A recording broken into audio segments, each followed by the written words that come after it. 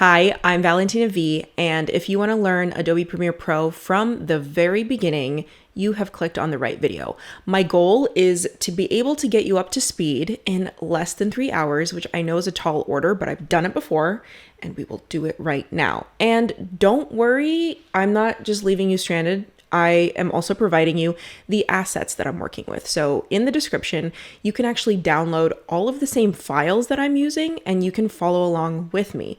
Not only that, but I have written an entire booklet of every single hotkey, cheat sheet, everything you need to know, terminology, it's all in there and you can download that for free as well. We're gonna edit 2 videos. One of them is this video about how to make a craft project, about art that lights up from the back. It's just a few clips. There's music and some text. And the second video is an exploration of what is in my tool bag when I go to set, because I am a working director and cinematographer in Los Angeles.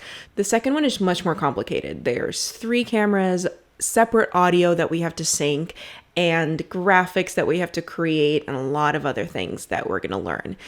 But I promise it's actually not that hard. One thing that I want to get ahead of before we even start is how to navigate the timeline. So this is the timeline. I navigate it by moving this play indicator from left to right.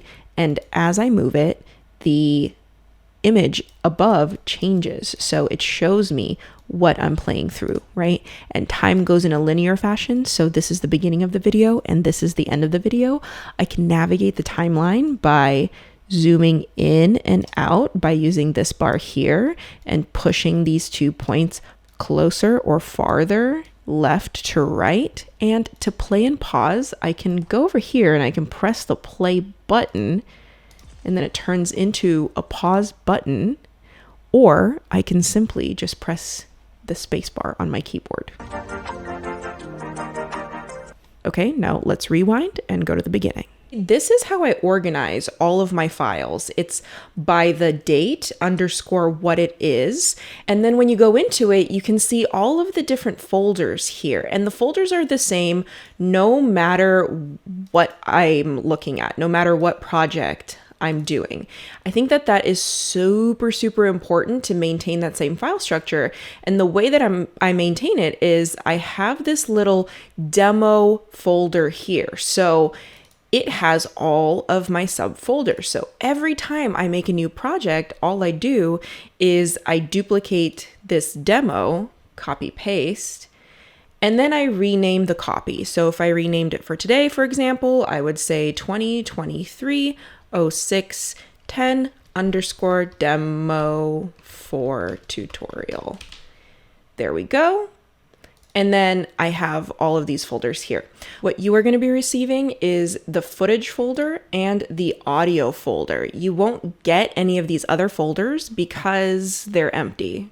You need to make them yourself. But the footage folder is going to have all of these clips in there. And let's just take a look at them for a sec. So some of these clips are going to be called LUA. So that is the light up art project that we're going to be doing.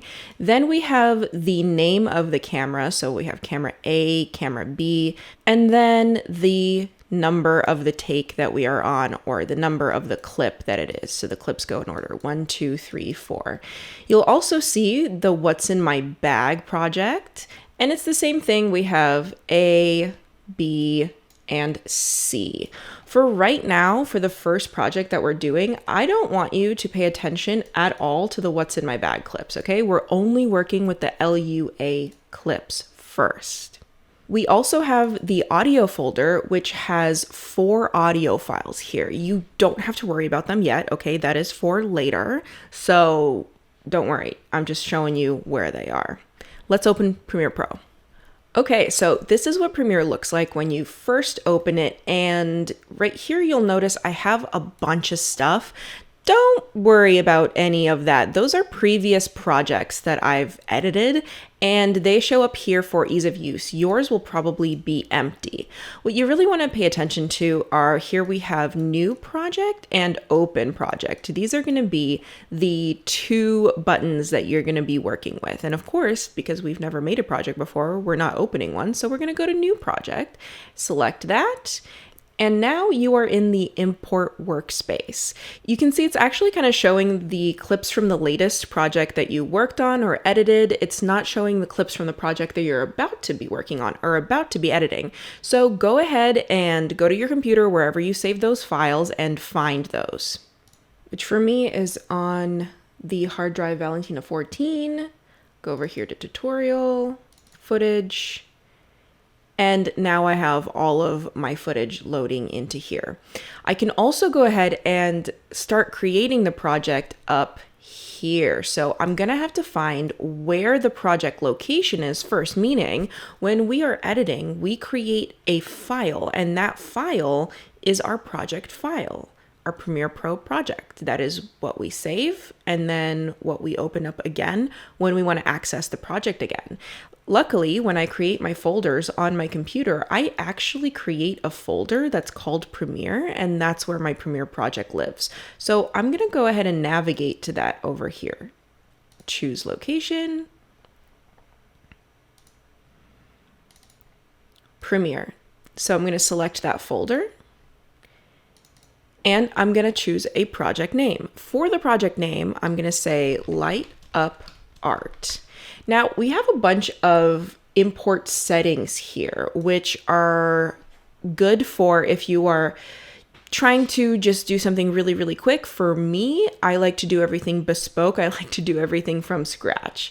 Now, what do I mean? Well, let's say that I do have new bin and new sequence selected, and I go ahead and I select the clips. I can either select them one by one, or I can select the one of them, press Shift, select the last one, and selects everything in between. I can keep going, select all the LUA clips, right? All the clips that say Lua, Light Up Art, and ignore all of the other ones. So I can go ahead and do that. And you can see as I selected them, they actually show up down here in the order that I selected them. If I click create, let's see what happens. It has created a sequence with all of our clips. It's put them into that sequence in order. It's also created a bin with all of our clips in the bin. But I feel like this is maybe a little too confusing. So here's what would have happened if I had not selected create new sequence or create new bin. I'm just going to delete everything in here. When you open up Premiere Pro for the first time, this is what it's actually going to look like. And you basically have 4 main windows that you're working with. You have your project window, your source window, your program window, and your timeline window, or that's where your sequences are. Now, your project window, this is where you keep all your media, right? So this is like your Finder or your File Explorer. This is where you organize and keep things. Now your source window right here, that is where you preview your media. So before putting it into the project, you can pull it up there and kind of have a preview of what it's going to look like or what portion of it you need to grab. You also have your timeline over here, which is where your project will be built. So this is where your clips will be in order, and you'll be able to view your timeline in your program window. So it actually makes a lot of sense. You can view your clips, your individual media clips in your source window, and you can view your timeline, which is your project once the clips are put together, in your program window. Couple more things to take a look at. Here you have your tool bar. This is how you switch from one tool to the other. So you can either switch by clicking on it like this, pretty easy. Or if you hover over it, it'll actually show you what the shortcut is and what the tool does. So it says selection tool V. This one says track select forward tool A. So if I just press A on my keyboard, it'll change to that. If I press V on my keyboard, it'll change to that. The tool at the top, the selection tool, is the one you're going to be using most often. So I would say definitely remember V as a shortcut because you're going to be using it quite a lot. And lastly, what's going to pop up here is your decibel scale. So this is going to tell you how loud your video is. And oftentimes, I don't know about you, I don't like to rely on my ears to tell me how loud things are. I look at the decibel scale and I make sure that my video is hitting around over here, -12 decibels. Between -12 and -6, this is like the sweet spot right here for a video to be sounding good. If it goes over here, that means it's clipping, it's too loud. If it's hitting over here at like -45, it's too quiet. So those are the basic windows within Premiere Pro, but sometimes they might get a little funky, right? You might accidentally touch something and mess it up, because these windows can actually go anywhere, in any way, in any order, and be rearranged. This is super, super helpful for if you have more than one monitor or you have a particular way of working. But the problem is they can get all jumbled up and you can get confused. You're like, oh no, where was that thing? And you don't know how to get back to the place where you were at. So just go to Window, Workspaces, and reset to saved layout. You can see all of the different types of windows are up here. So there's more than just 4. There's a lot that can pop up, but the 4 basic ones are over here in the editing layout. So just go to reset to saved layout and it'll go back to the way it was before, so you don't get confused. So right now we are in the edit tab, but we were in the import tab before. So if we wanted to go back to the import tab, we just have to go to import and everything is still here, right? There's also the export tab, which is for when you actually have made your video and you want to now glue it all together and put it as one file on your computer. You go to the export tab to do that. Soon to come. I already showed you how to put clips in using import mode, but for me personally, I like to put them in within the edit tab by going over here and double clicking. So you can double click anywhere in the project window, double click, and it'll pull up your computer, your file explorer. So now you can go into that folder with footage and you can select all the LUA clips. Again, I'm selecting the first one, I'm holding down Shift, selecting the last one, and they all pop up, and I can go open. And here they all are. Right now, I am in list view. You can see down here, list view. And list view is super helpful because list view tells you things about your video that you might need to know, like the frame rate, the duration, etc. There's even more over here on the right side that you may not see unless you go on this little scroll bar down here. But you might want to see the thumbnails too. So if you want to see the thumbnails, you can go over here to icon view instead. And now it populates with all of the thumbnails from the video. But you can see that they're in a weird order.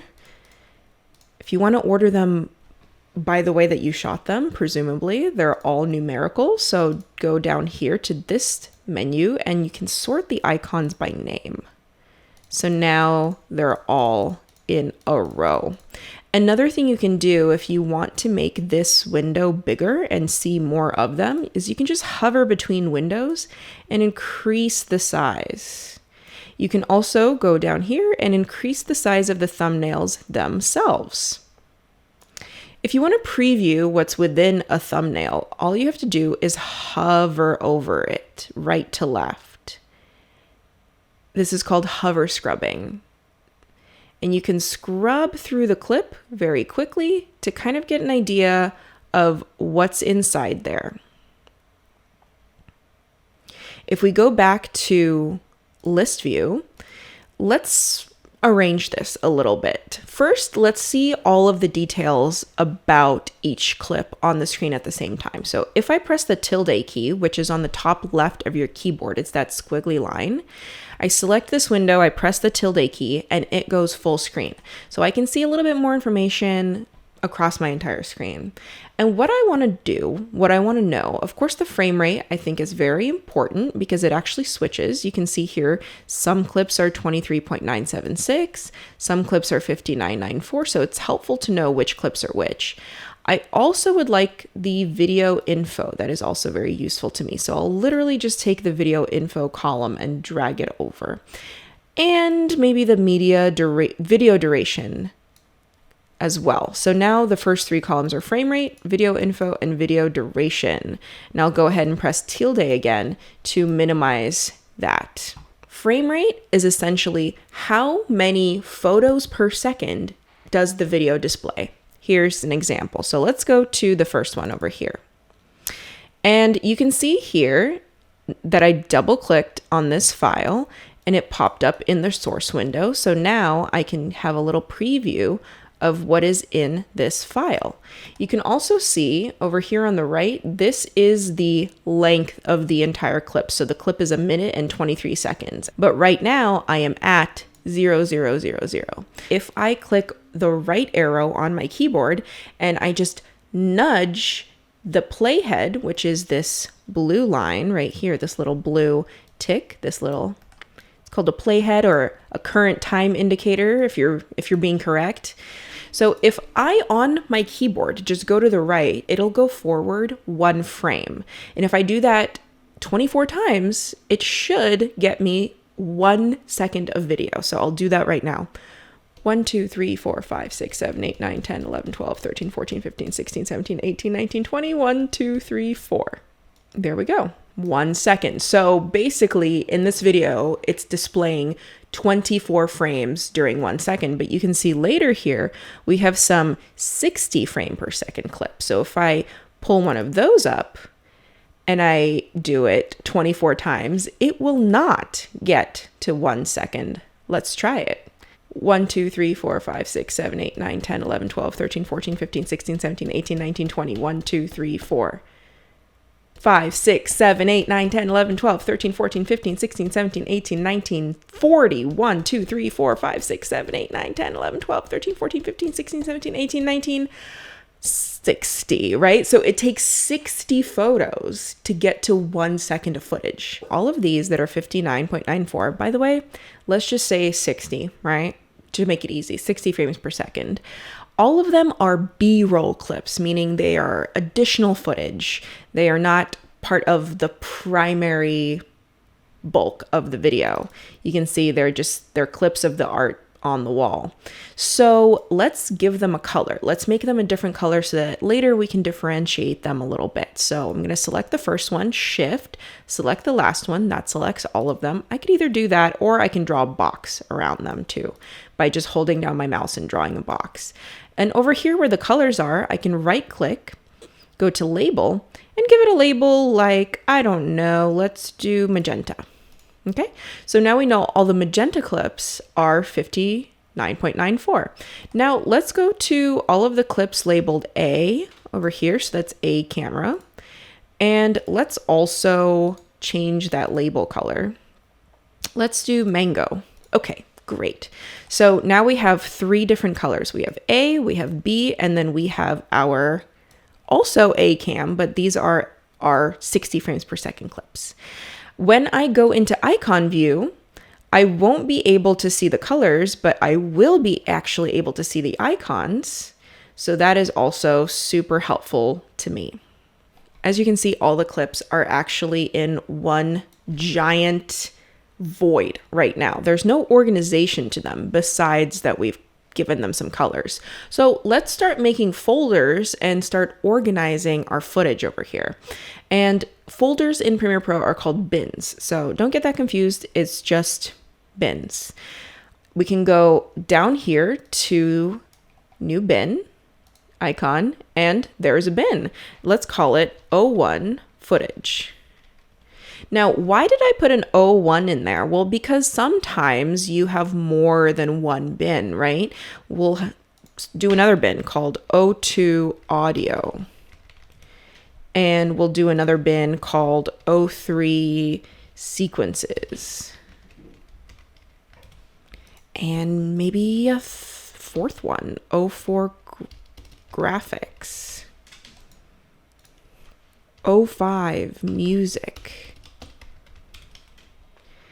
And if I only wrote the names of these bins and I didn't put numbers in front of them, when I arranged them alphabetically, they would be all willy-nilly, right? Audio would be first.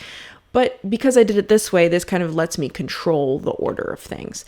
So I'll go ahead and in this footage bin, I'll go ahead and select all the actual footage and I'll put it into the footage bin. To create a new sequence, I could go up here to File, New, Sequence. I could also do the shortcut Control N, Or I can go here to the new item button, new item sequence. So I'll go over here to new sequence, but first I'll actually select the sequence bin. That way the new sequence just goes into my sequence bin. New sequence. And I'll get this box. Now, don't worry, there's all of these wonderful presets here, so you don't really have to think too hard about what the sequence setting should be. My recommendation, just go to the very first one, Ari, which is a camera manufacturer, here 1080p, and choose the very, very first one. This is going to be your standard size and look for a YouTube video. And then for the sequence name, you guessed it, I'm going to do 01 as the leader because then everything is alphabetized to my liking. I'm going to say 01 and string out. Now, a string out is all of your clips arranged in order, essentially. And it helps you kind of see everything and put it on a timeline before you go ahead and start playing with everything. So you can see that it added a sequence here. You can see it's also blank. And I can tell it's blank because there's nothing in the program monitor. So let's put some stuff in there. Let's go into our footage bin, double click, and let's put up our A-cam footage. So I can either just drag it over one by one like this, or I'm going to undo by pressing Command Z, Command Z. I can select the first one, Shift, select the last one, and put it in there. So far, I'm only going to do my A-cam footage. And here we go, it's in there. If I want to see the actual thumbnails of what I'm looking at in the actual sequence, all I have to do is hover my mouse between V1 and V2. This stands for video. And of course, the A stands for audio, right? So just hover between V1 and V2. And there you go. The thumbnails appear. But we have a problem. What is the problem? Well, look, the actual file, you can see the table, the edge of the table, and a little beyond it. But here it's all zoomed in. What is happening? Well, let's go to the video info to see. Here in video info, it's going to tell us the dimensions of each of our clips. And the dimensions are 4K. So 3840 by 2160. What does that mean? Well, it literally means the amount of pixels across the top of the video and along the side of the video. So every piece of video footage, in fact, every photo or anything that is made out of dots of color called pixels has dimensions. And so this just tells us the dimensions. So there's 3840 by 2160, which means 3840 across the top and 2160 across the side. But what about this sequence? Well, if we go to sequence settings, we can actually see what the frame size of the sequence is. And it's 1920 by 1080. So the sequence is a lot smaller than the clip that we put into it. How much smaller? Well, it's 4 times smaller. So if you think about it in terms of surface area, 4 1080 windows can fit into one 4K window. So if we're going to make sure that this is the same size as our sequence, we got to change the size. We got to scale it down a little bit. Let's go into Effect Controls, which is a tab up here. Now, don't worry, the source is still up there. So let's go to Effect Controls. Let's select our clip here.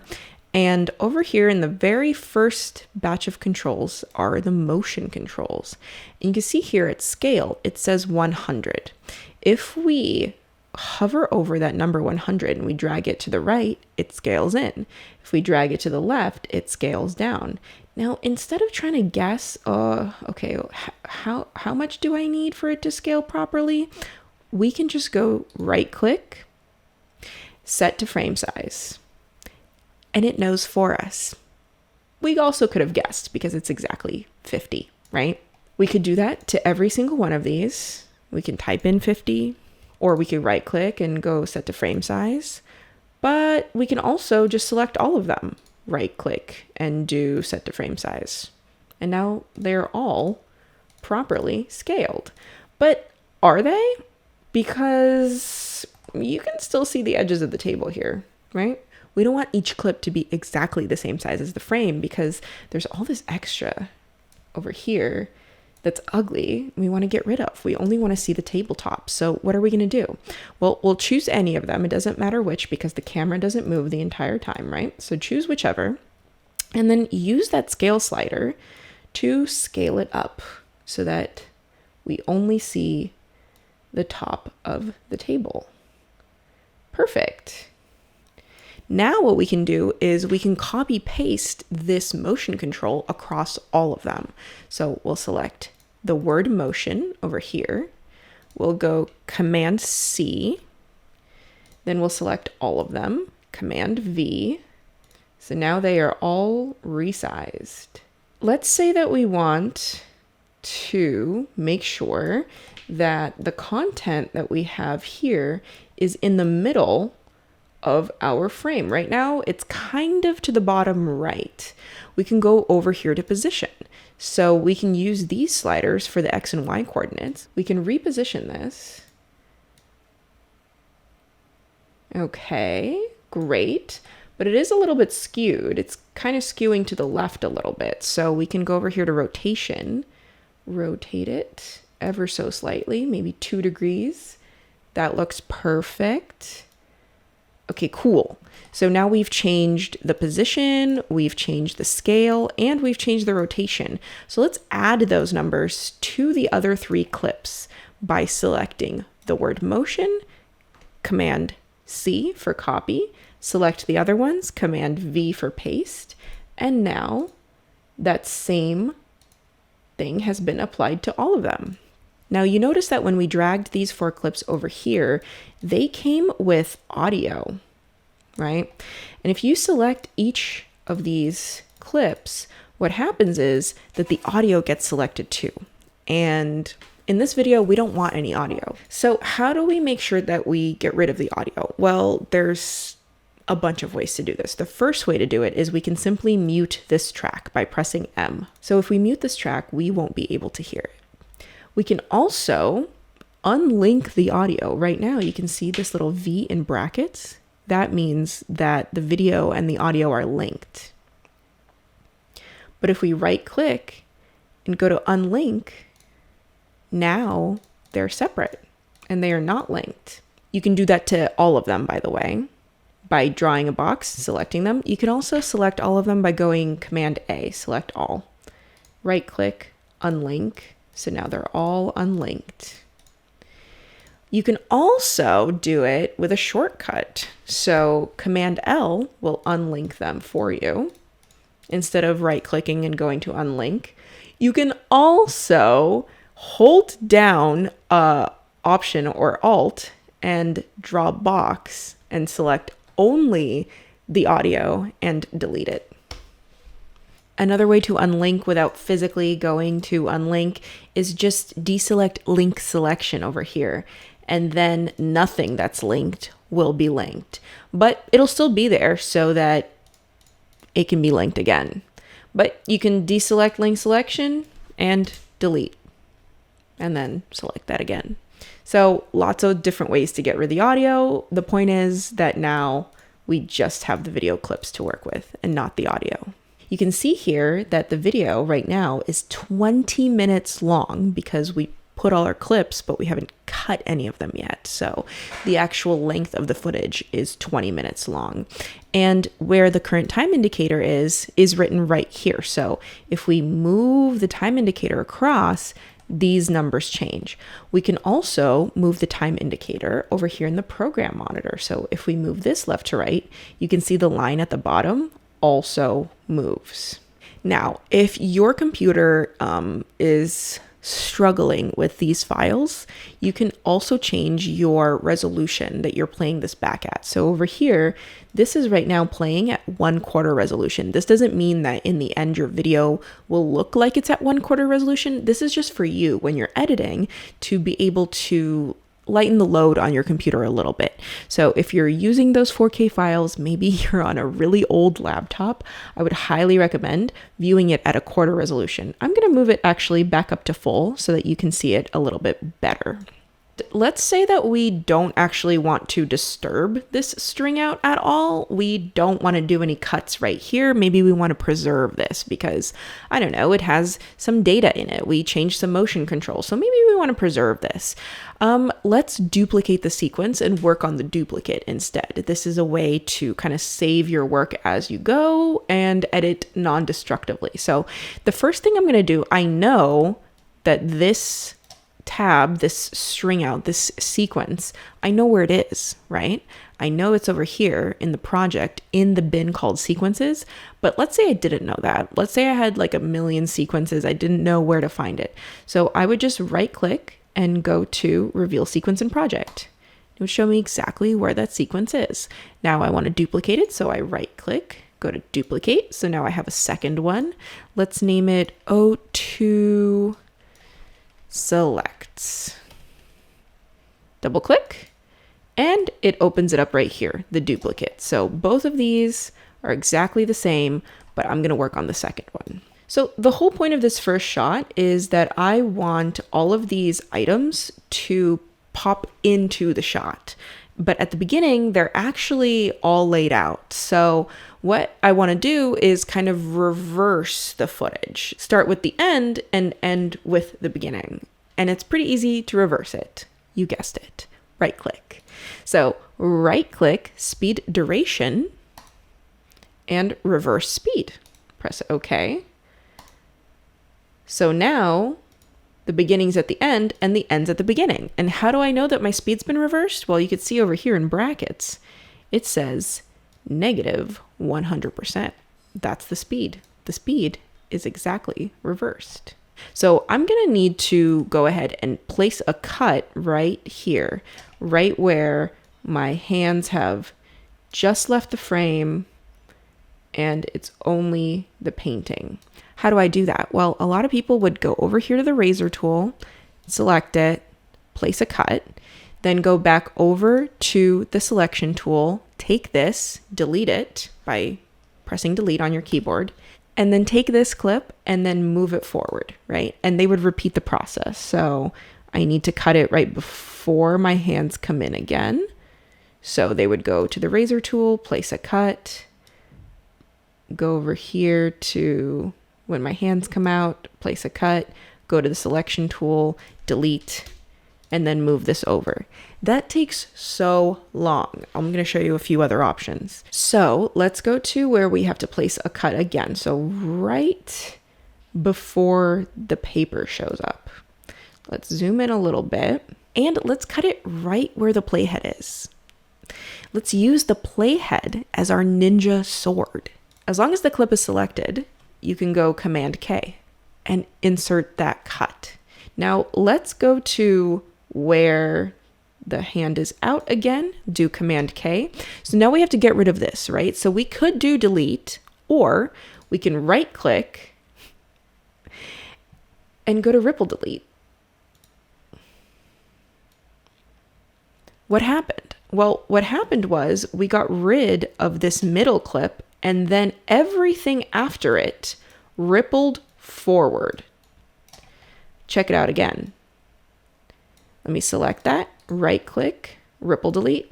It rippled. Isn't that cool? Okay, let's do that again. So right before the hand comes in, right there. So Command K. The hand comes in. All right. Right here is where we want to ripple delete it again, right? So we'll do Command K. We want to get rid of this little sliver. So instead of choosing ripple delete from a menu, you can go to Control Delete on a PC or Option Delete on a Mac. Ta-da! Awesome. Let's do that again. So we'll find right before the hand comes in, Command K. Right after the hand goes out, Command K, and then Control Delete. Now, what if I told you that there's an even easier way to do this? So again, let's find where our cut point is right before the scissors come on, Command K. now we want everything to happen at once, right? We want the cut to happen at the playhead. Then we want this new chunk that develops to delete itself out of existence. And we want everything after the cut to ripple forward. All we have to do is use one shortcut, and that's the letter Q. That's it. So you can just keep going over here, right before the hand comes in, Command K, right after the hand, Q, and build out this whole beginning number.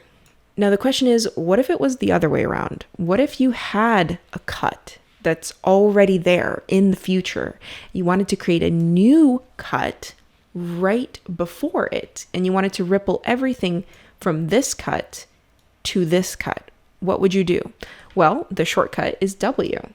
So let's say I want to place a cut here and ripple from here to here, just get rid of this little section. All I would do is press W, bam. So you can see now the way it plays out, all of the objects appear on screen. Okay, I spent another minute going through this and I finished up all the cuts. I also reframed some of these. You can see I went all the way up to 100% in scale.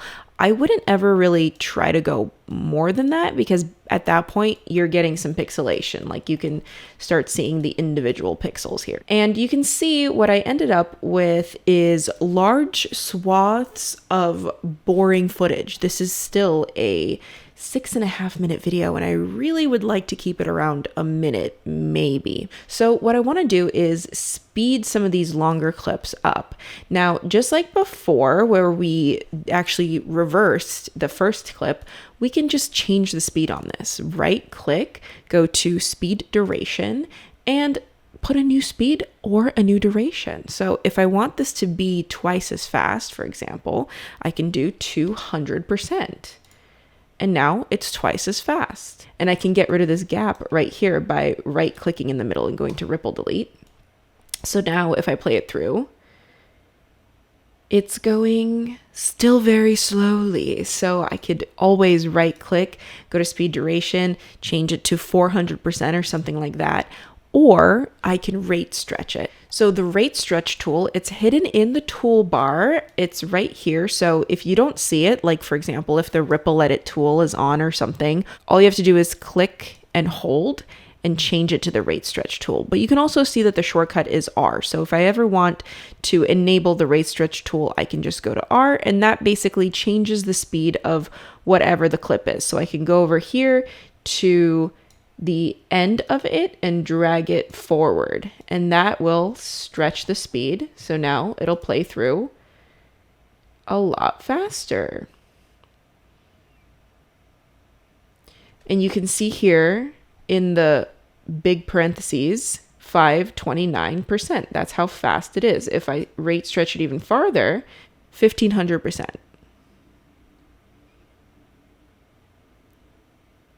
And you can see my computer is kind of like stalling. Sometimes that happens when you put too many effects on something or when you have like really heavy footage to play with. And there's a way to play it back super, super smooth. The way to do that is to render that area or that clip. Right here you can see above the timeline, you've probably noticed, there's a yellow line. And when there is no footage, there is no line.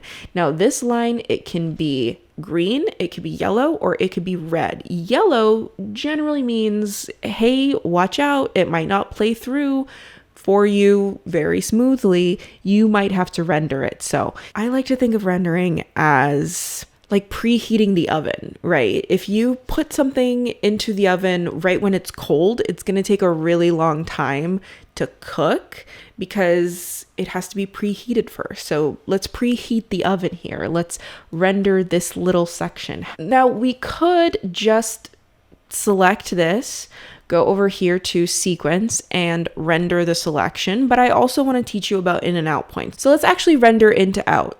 We haven't set in and out points yet though, so let's set those.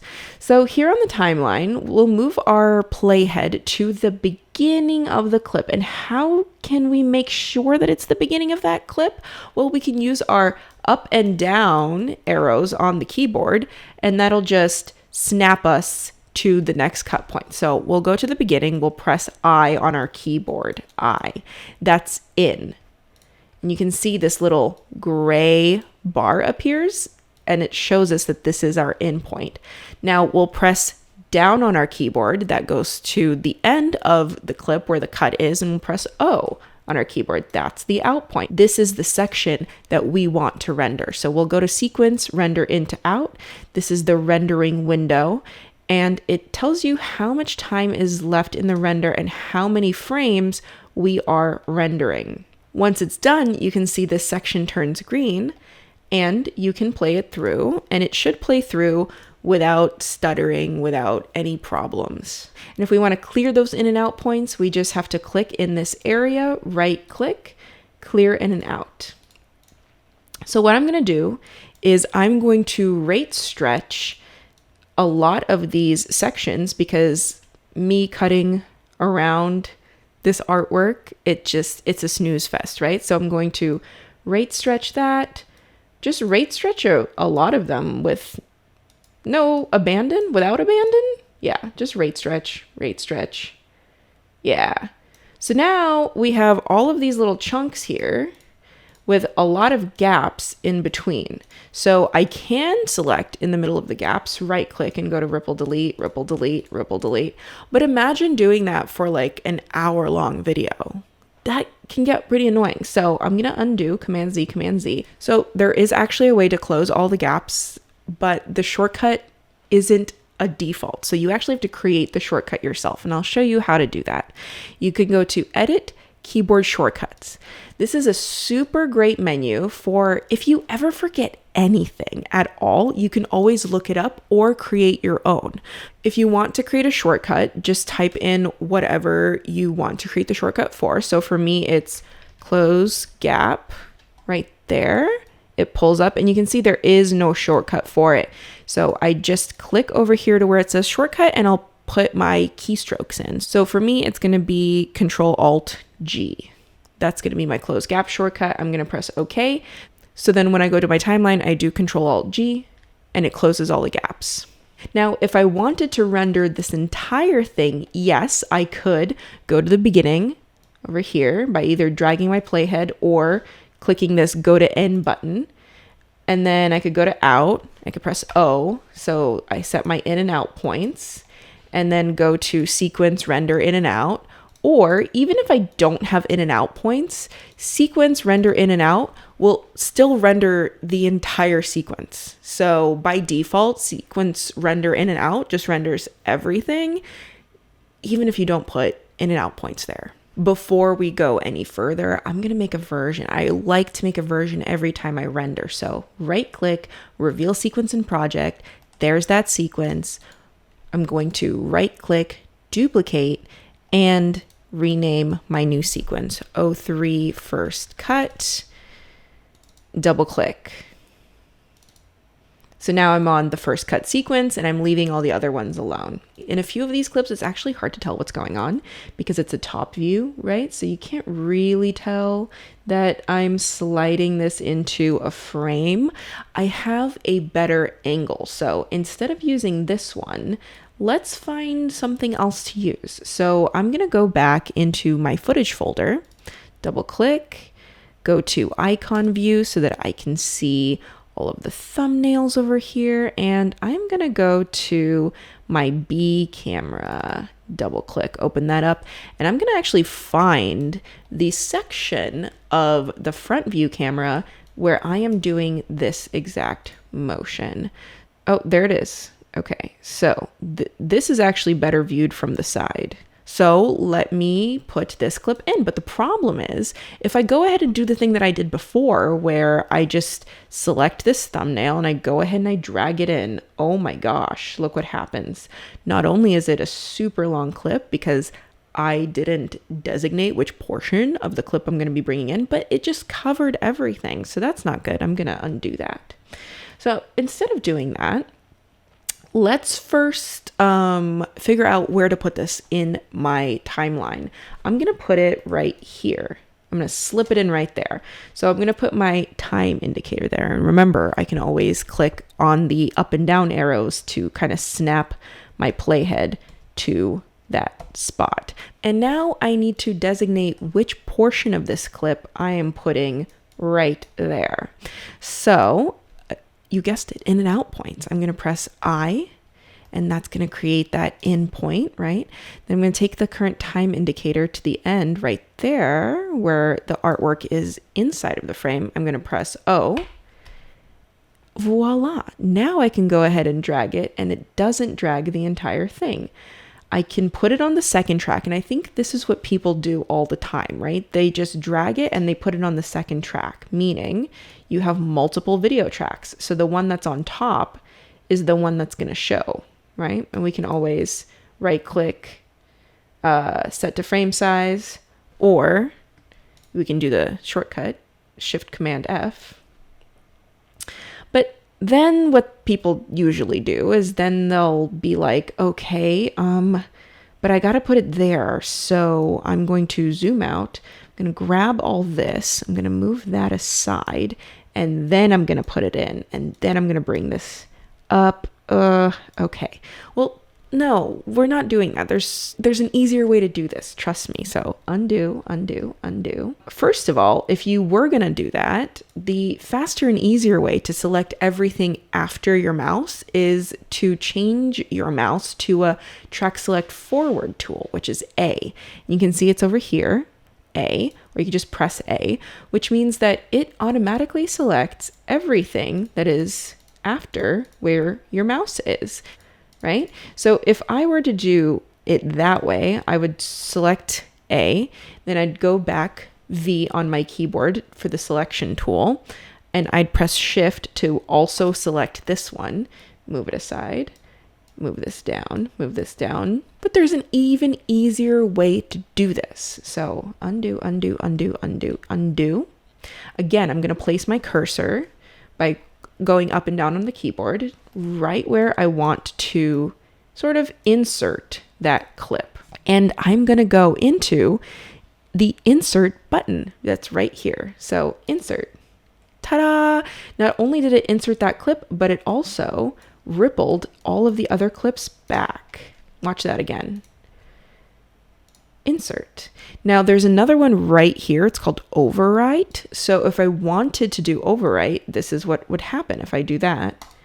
It overrides on top. It doesn't ripple everything, right? So insert inserts it, and override goes on top of everything. Now, if I wanted to put this little section of the clip onto this second layer without having to also drag the audio with it, what I could do is drag video only. That's where I just go into this icon right here, I hold it, and I drag it over. Another way to do it simply is to lock this entire track. So watch what happens when I lock the track. So I'll lock the track and I'll go insert. So what happened? The audio came through, but the video did not. Well, that's because source patching is enabled on the first video layer, not any other ones. So this highlight, this blue highlight behind the V1 track, if I move it up to the V2 track and then I do the insert, bam, it goes on the second layer. But what happens when you unlock it and do insert? Everything still ripples. So if you unlock it, you would have to do overwrite for that to be up there. Let's just say it is on the second track over here, and I want to put it in here, in between here. Now, what do I do? Well, I can go to my A tool, select everything, V, then Shift select that, move it over, then drop it down. I can also just go Alt, hold down Alt, and then move down on the arrow key for that to drop down. Another way that I could ripple this and insert it into that first video layer is I can just hold it, and while dragging, hold down Command, and bam, it's in there. So want to make sure that that's the right size, right click, set to frame size, or I can just use the shortcut Shift Command F. And then I want to delete this one because I no longer need it. I have the front view, which is better. So use that shortcut from earlier, Command Delete. There we go. And maybe I also want to do this moment from the front, but then starting here, I want to do it from the side. So I'll go Q, and that'll insert a cut, and then cut everything to the previous cut, right? So I'll do Q here, and I'll go ahead and find that moment where both of them are being displayed, I and O. Again, I can press the insert or overwrite, or I can use the shortcuts, which are the comma or the period. So I'll do the comma to insert. There we go. Shift Command F to frame it properly, and bam. It's almost like one follows the other. Now remember our 60 frame per second clips from earlier? Remember, if we go into list view, we see them here. We labeled them this pink color. Well, if we open any of them up, what happens? What does it look like? Well, it just looks like I'm mounting them to the wall in real time. And if I wanted to put a clip of that at the end here, I could do the same thing where I can do I and then O over here, and then do comma, and it jumps in. Right click, set to frame size, perfect. But because they were recorded at 60 frames per second, I can also rate stretch them and they'll turn into slow motion. So I can go R on my keyboard for rate stretch and stretch it out.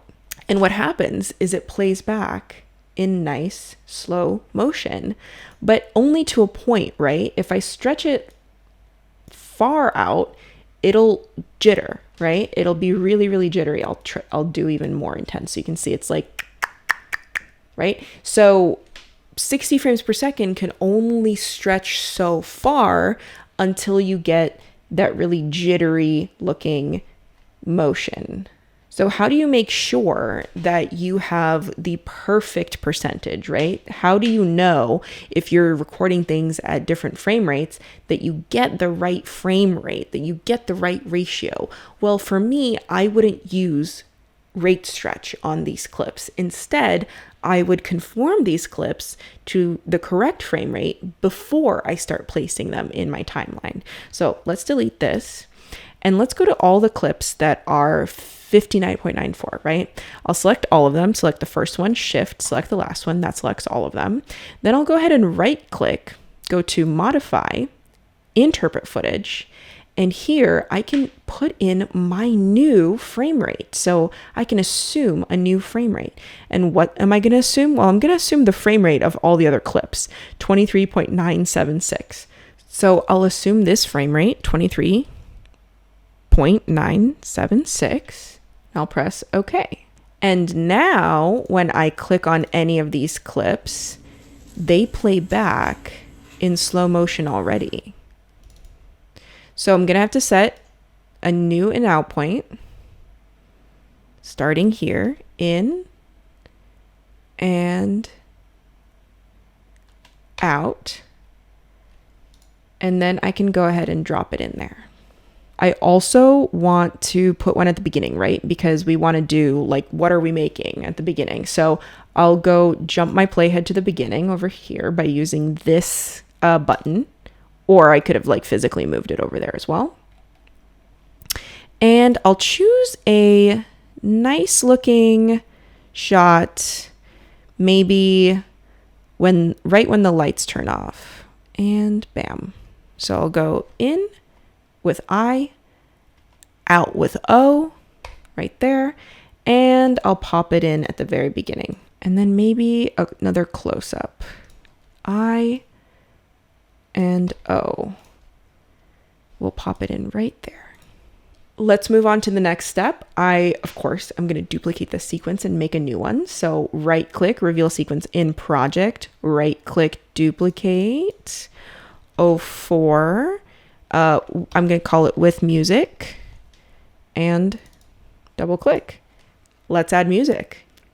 Okay, so obviously you can use whatever music you want, and I usually put the music that the client requests into this music folder, but if you don't have music to use, there's music inside of Premiere Pro that you can license. So if you go over here to Window, we're finally going to open up another window. Thus far, we've only been working with these four, and we're going to go ahead and open up Essential Sound. So Essential Sound panel can not only edit the audio that you are already working with, but it can help you find new audio as well. So we're going to go over here to browse and browse some audio from Adobe stock. So let's see, moods. We'd like this to be happy and inspiring. For genres, let's go pop and maybe dance. That could be fun. And for filters, let's do a pretty up-tempo song. We want it to be at least 1 minute long. And we can choose which partners we are pulling the music from. Now, it's very important to note that once you choose a song, you do have to license it by clicking on the shopping cart icon, because otherwise you're going to get dinged by, the copyright on whatever website you are trying to upload this to. But you can also download a low resolution track just to kind of play around and see if it works in your project. So I'm going to put my playhead at the beginning of my video, and I'm going to make sure that timeline sync is enabled over here.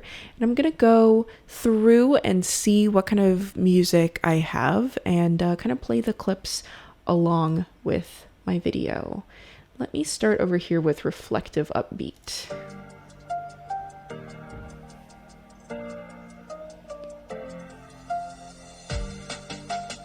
I like it, so I'm just going to drag it into my project, into over here.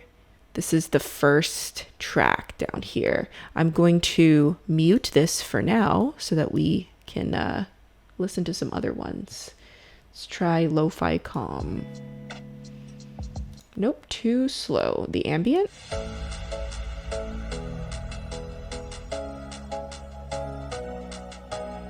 I also like this one, so I'll put it in. I also like this one. Let's put that one in. So you can see that all three of these tracks are different durations, but I can either mute two of them to listen to one of them. So if I mute the top two, I'll hear the bottom. Oh, that is very loud. How do I know? It's clipping at the top. See how the decibel scale is going really high up? Listen to this. Right? So if I want to turn it down, make it a little bit less loud, there's this volume line in the middle, and I'll just drag it down, maybe -6 decibels. Let's play that.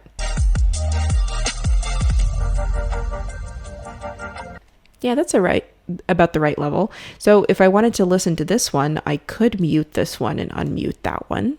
I could do that, but also I could just solo that one. That's what the S is for, and play that back.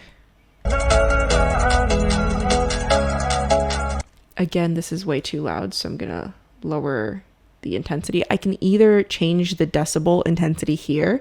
There's another way I could do it where I could right click and go to audio gain, and I could go -6 over here, and you can see in this way the actual waveform got lower in the track. I could also, if I wanted to turn it down lower, I could go over here to the edit tab in Essential Sound, mark it as music, and then turn the clip volume down over here as well.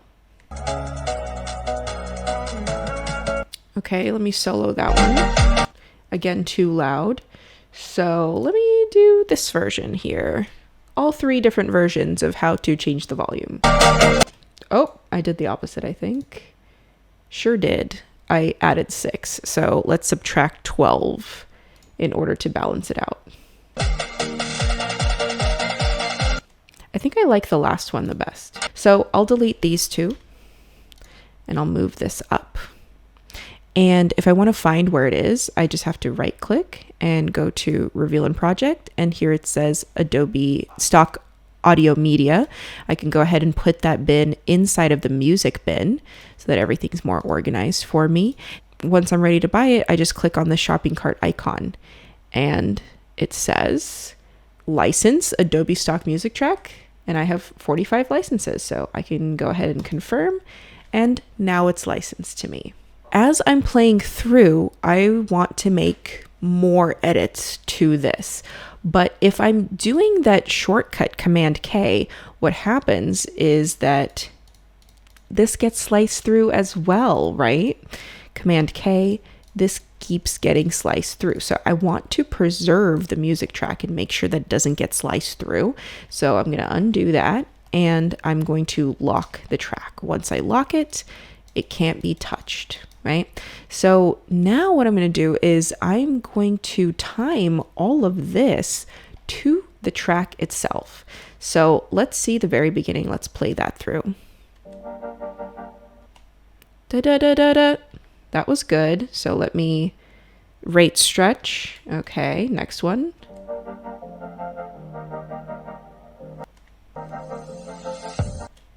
So maybe I want to start the tools here. So I'll go A for select all afterwards. And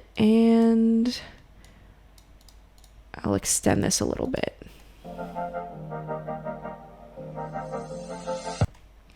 And then right here where that beat drops, that's where I want the tools to start appearing, right? So one thing that's going to be very helpful to me is to place markers on the timeline so that I don't have to every single time be like, okay, where is that? Okay, shorten it. Let's play it through. Okay, where's that next one? Okay, it's here. So we got to move that here and make it shorter this way. I could just place markers and then I don't have to listen to the song anymore. So what I'm going to do is as I'm listening through to this track, I'm going to place my finger on the M key and keep pressing it every time there's a beat. M, M, M, M, M. So now all I have to do is find where those markers are. Right there, right there, right there. And as long as my snapping is enabled, I should be able to just snap each of these to the markers. Now all of these tools appear on the beat. Watch this.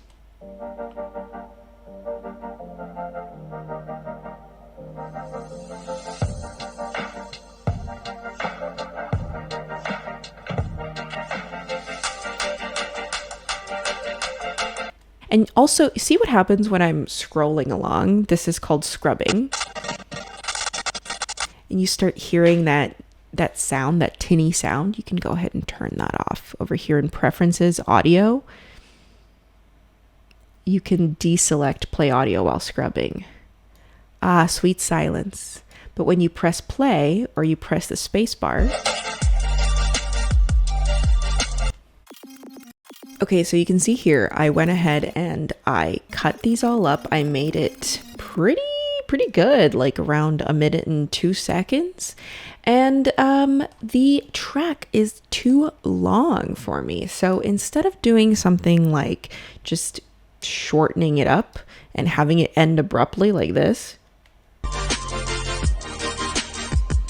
if that were the case, I'd maybe want to kind of make sure that the audio like dips or peters out at the end. So maybe what I could do is go to my effects window over here and type in fade, and over here under audio transitions crossfade, maybe I'll grab the exponential fade, drop it in so that it sounds like this.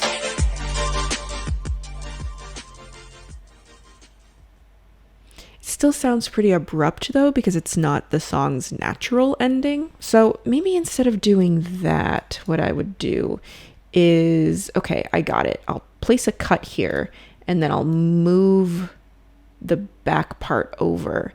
But then I kind of just place the cut randomly, and this transition's probably not going to sound very nice. Let's see. No, that sounds awful. So how do I shorten it, have this natural fade, but also not have a abrupt transition? Well, I'm going to undo that.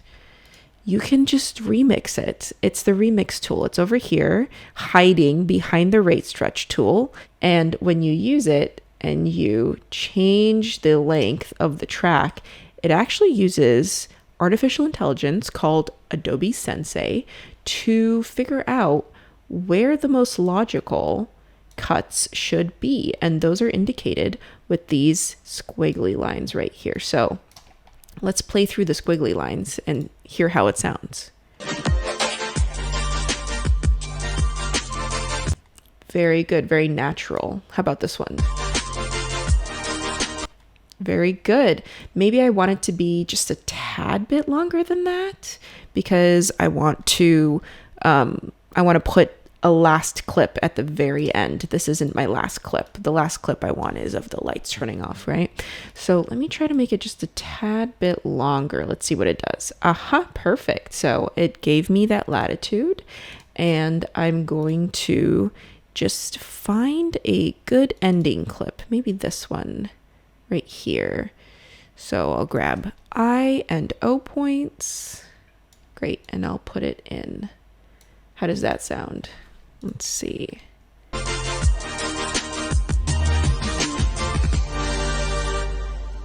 Oh, I definitely want it to go dark on that. So I will find the point in the clip where the lights turn off, and I'll place a marker on the clip itself instead of placing a marker on the timeline by selecting the clip and going M. So that places a marker on the clip itself, and then I'll know, I think that ing is around here. So I'll even that out and then drag it to the end. Let's see.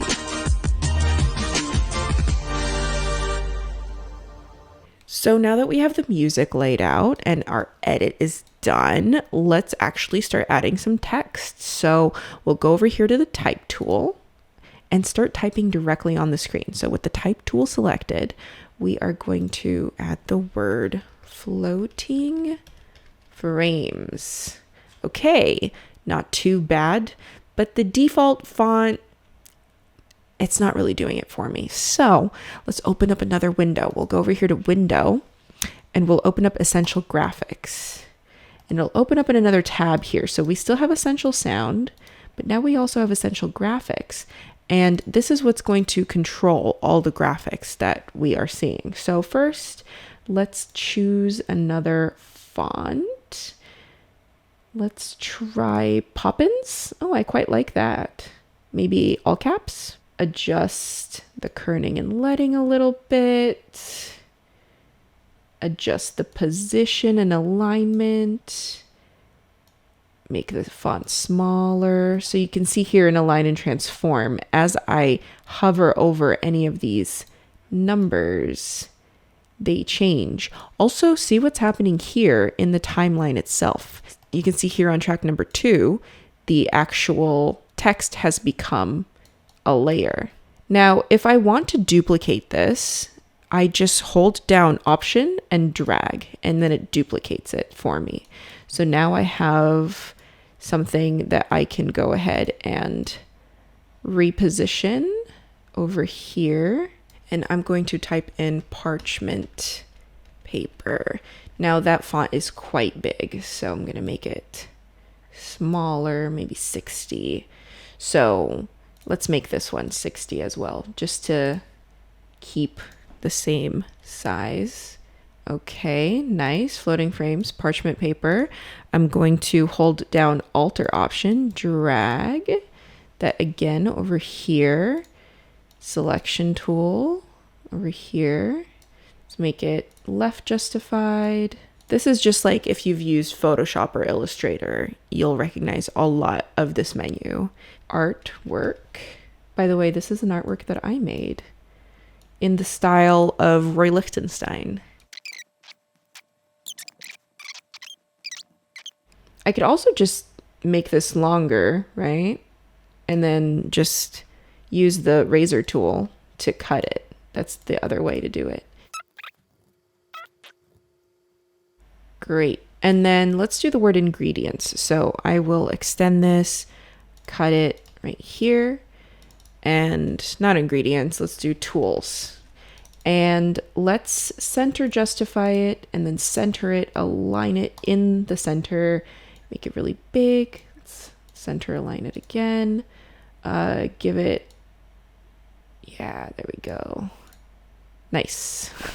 This doesn't have to be completely white, right? I can make it slightly see-through. Remember how on the audio, this was our volume line? Well, on video, this is our opacity line. So I can drag this down and make it a little bit more transparent. Nice. And if you wanted to add some more of those fun blend modes, they're over here in Effect Controls, which is a window that, by the way, exists for whatever you're on. So here under Effect Controls, you can go ahead and under opacity, you can do something like, I don't know, overlay, for example. Turn that back on. Yeah, so maybe soft light. Maybe that's better. Something like that. Nice. And let's actually, I alt dragged that title over. Let's give this a name. So light up artwork or light up art. And let's have it appear right as the lights go down. There. And let's give it a color, maybe a yellow. Nice.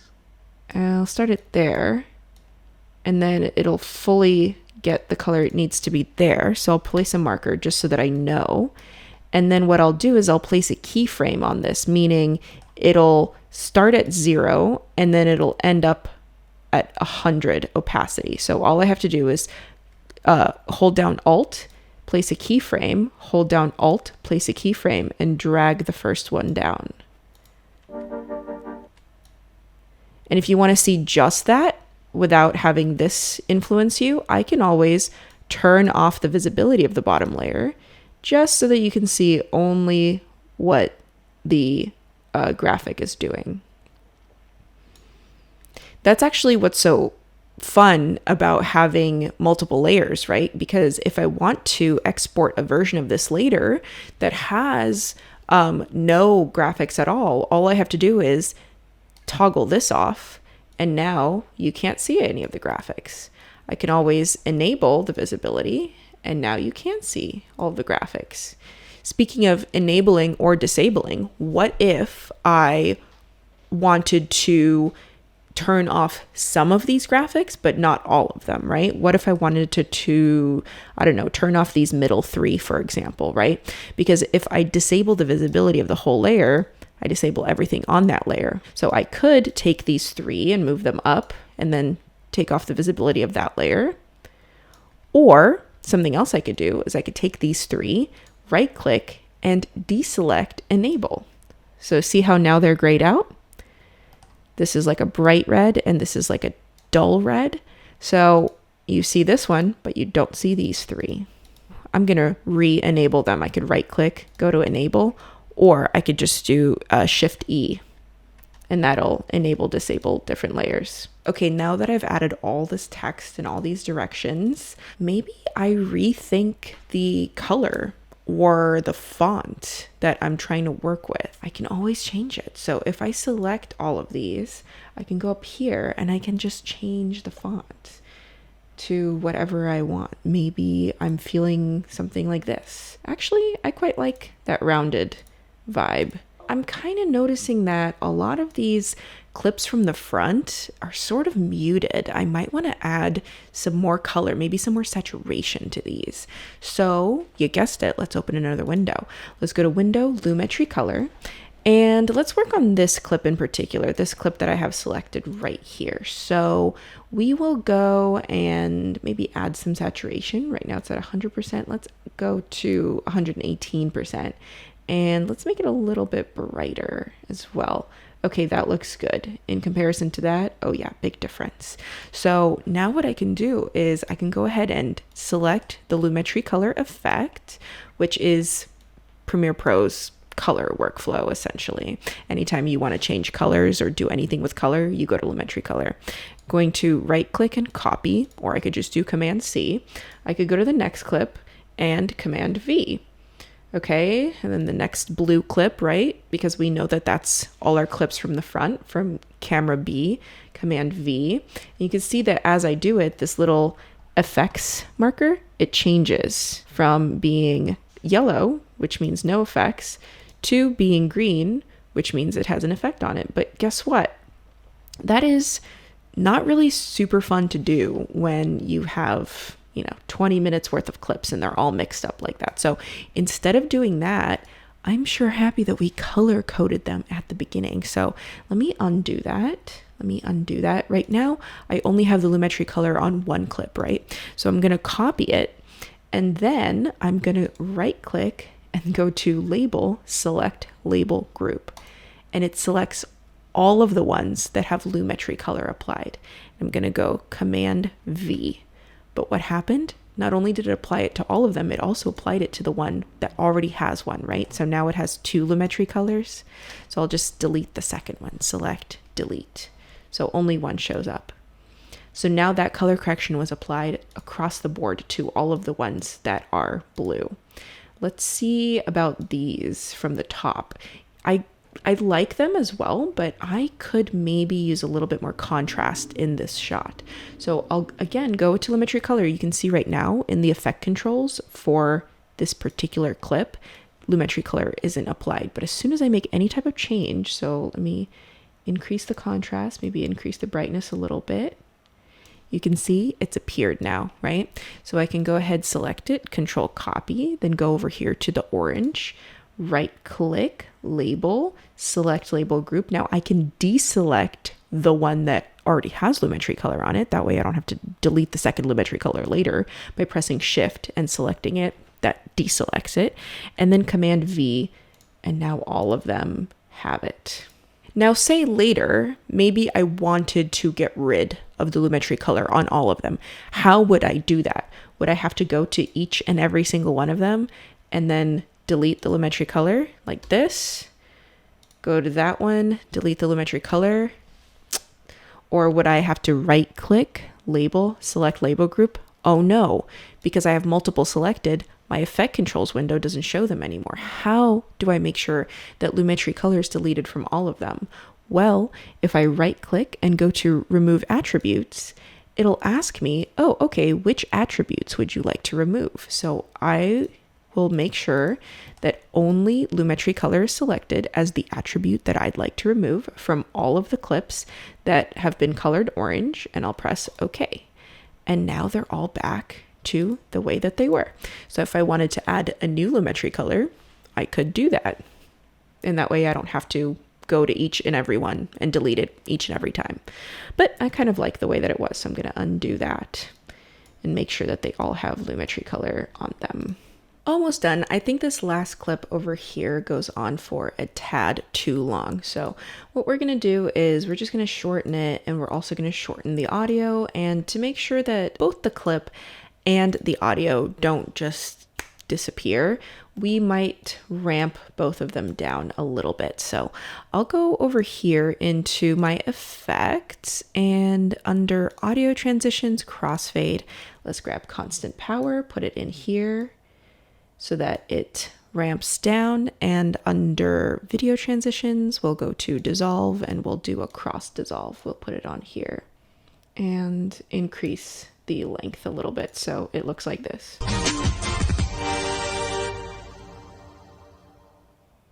Before we watch the whole thing and then move on to our second video, I just wanted to let you know I'm on social media, Valentina.Vee on Instagram, Valentina Vee on Twitter. So if you're enjoying this, I'd love to know that you are. So pop on over there and let me know.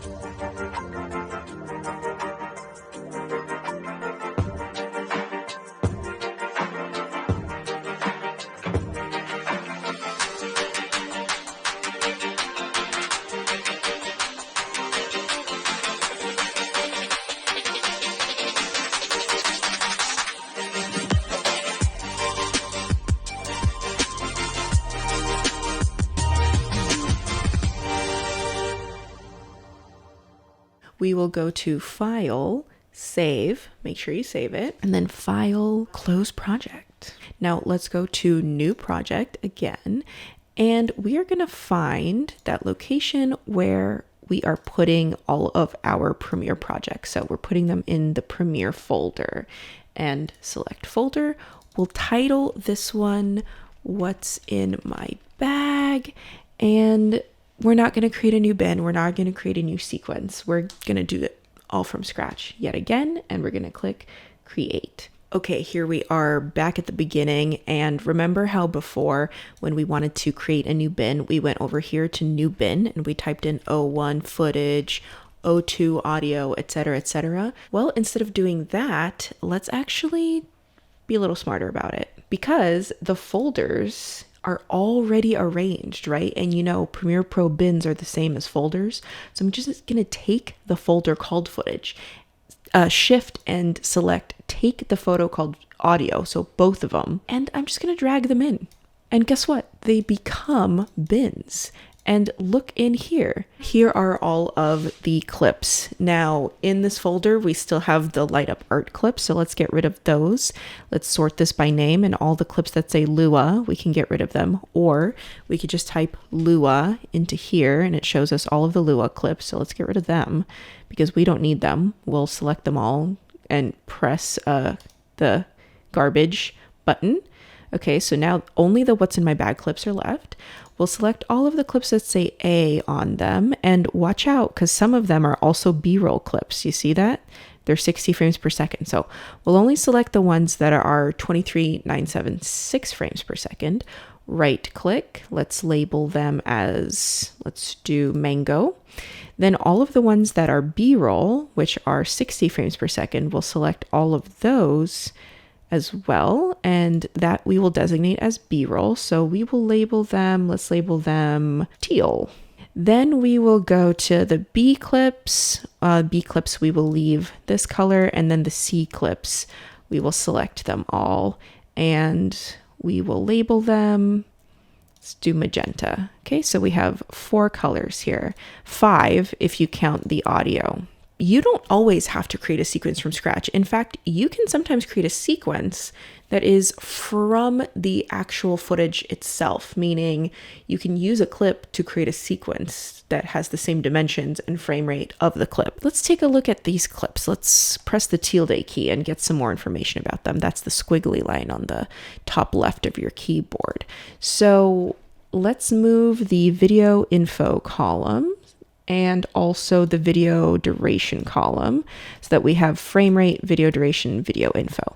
Now we can see that almost all of them are 4K except for a few of them which are 1080, right? Which are HD, which means that our sequence should really be HD. That way we don't lose any data, right? We don't have a large canvas and we're trying to stretch a small clip to fit that large canvas. And also we have a bunch of 60 frames per second clips and then a bunch of 24. So we should really be building a sequence that is the size of the B camera clips.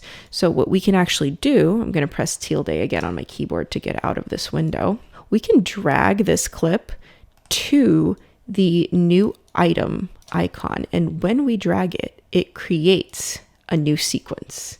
So it creates a sequence, and that sequence has our clip in it. Isn't that cool? So the only problem is right now it's in the footage bin, right? So let's create another bin and we'll call it O3 sequences. And you can see the sequence actually has the little logo of sequence on it. You can take that sequence and we will place it into the sequences bin. Just drag it in there. Yeah. So now there's a sequence and it's called WIMB B01. We can rename it by going right click, rename, or just simply clicking on it twice. And I'll call this O1 string out because we love a good string out. Okay, so here we have the first clip for B camera, but we need all 3 cameras, right? So we're gonna go to, let's see, we're gonna go to A camera and we're gonna grab that, put it in, and we're gonna go all the way to C camera, right? We're gonna put that in as well. So we have C, A, and B. And our B camera is properly the right size, but our C camera and our A camera are not. So what we're gonna do, select everything, Shift Command F for set to frame size, and now everything is properly aligned.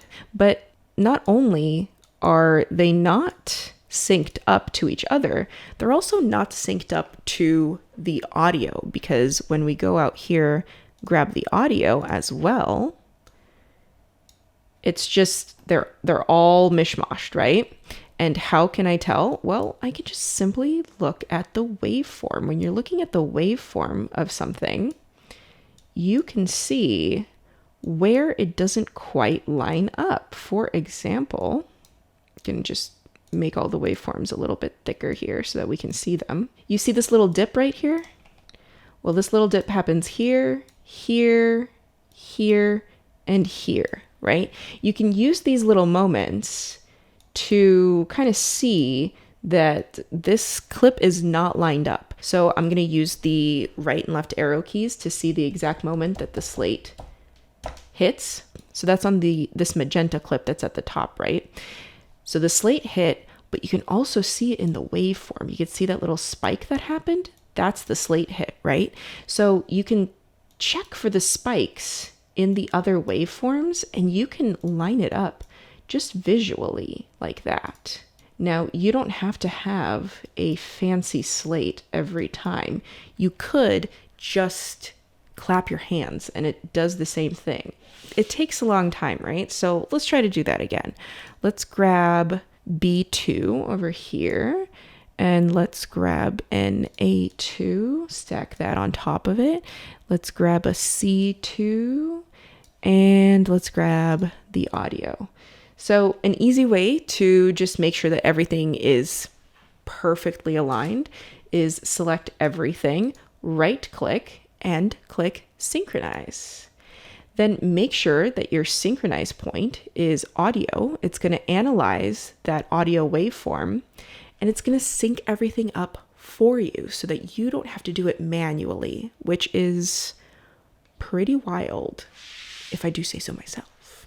This is the slate clap, and you can see it happen on each one of these layers. Another way to audio sync is by using the multicam workflow, and this is the one that Adobe recommends. It's really, really helpful to name your clips. So my clips, luckily, are named, right? We have A1, and then we have C1, and then we have B1, and then we have the audio. So because everything's named, I know that they belong together. Another way to know that they belong together is to check the duration. So I'm pressing Command and I'm selecting all of them, but mostly because I want you to take a look at the duration. Here it's 653, 628, 653. This essentially tells you that they're meant to be together, right? Because the next one's 644, 640, 645. The next one is 8 something, 8 something, 8 something, and then 2 something, 2 something, 2 something. So even if they weren't named properly, I could still find them and know that they belong together. So now that I've selected the 3 different cameras and the audio by holding down Command, I can right click and go to Create Multi-Camera Source Sequence. And this is essentially the same thing as the Synchronize. I'm going to give it a custom name. So I'm going to call it Take 1, and audio is going to be how I synchronize. And then I'm going to enumerate cameras, meaning each camera is going to be a 1, 2, or 3 on the keyboard. And then I'm going to press OK. It creates this really cool thing called a multi-camera source sequence. And you can see it appear right here. Its logo is a little bit different than the sequence logo. It's like synced, right? This one's out of sync. So let's take a look at what a multi-camera source sequence is. If I double click it, it's blank, nothing appears. But as I move, you can start seeing all 3 cameras all at once, and I can actually move in between cameras. Okay, so I went ahead and did that to all of the takes. You can see here in take 1, we have the 3 cameras. Take 2, we have all 3 cameras. Of course, this one's smaller because this one's recorded in 1080 and these 2 were recorded in 4K. Then we have take 3, and then we have take 4. So say I wanted to place them on the timeline. Well, I can just drag the multi-camera source sequence onto my timeline here, and it looks like this because it's a multi-camera source sequence, and I can actually switch between cameras by pressing 1, 2, or 3 on my keyboard. Right now I'm pressing 1, 2, and 3, and it's switching. It's also nested, so I can go inside of this sequence and see the actual clips. So if I hold down Alt and just select the audio and I double click, here's what that inside looks like. And I can go ahead and these big ones, I can change their size. So I can say 50 and clip A is also 50. So now all 3 of these are at 50%. Let's actually make this one a little bit larger, maybe like 60%. There we go. And if I go back here, that's been adjusted. So 1, 2, 3, 1, 2, 3. One of the best things about working with a multi-camera source sequence is that you can actually insert cuts as you are playing through, as long as you have it enabled. So right now, that button isn't here. So I'm going to add the button by going to the button editor. So I go here, plus, and I add the button that's called multi-camera record on off. And let's actually add toggle multicam view as well. I'll press OK. So if I go to multicam view, all of a sudden I can actually see all 3 cameras at the same time, and I can see the one that I'm on, 1, 2, 3. And if I press this multi-camera record toggle on off and I start playing it, as I'm pressing 1, 2, 3, those cuts will just appear. Let's first. So as we open this up, you'll see some other essentials that I grab all the time first. So we have a pair of scissors. It's super handy for a multitude of... And check it out. As I was viewing it, those cuts were coming through.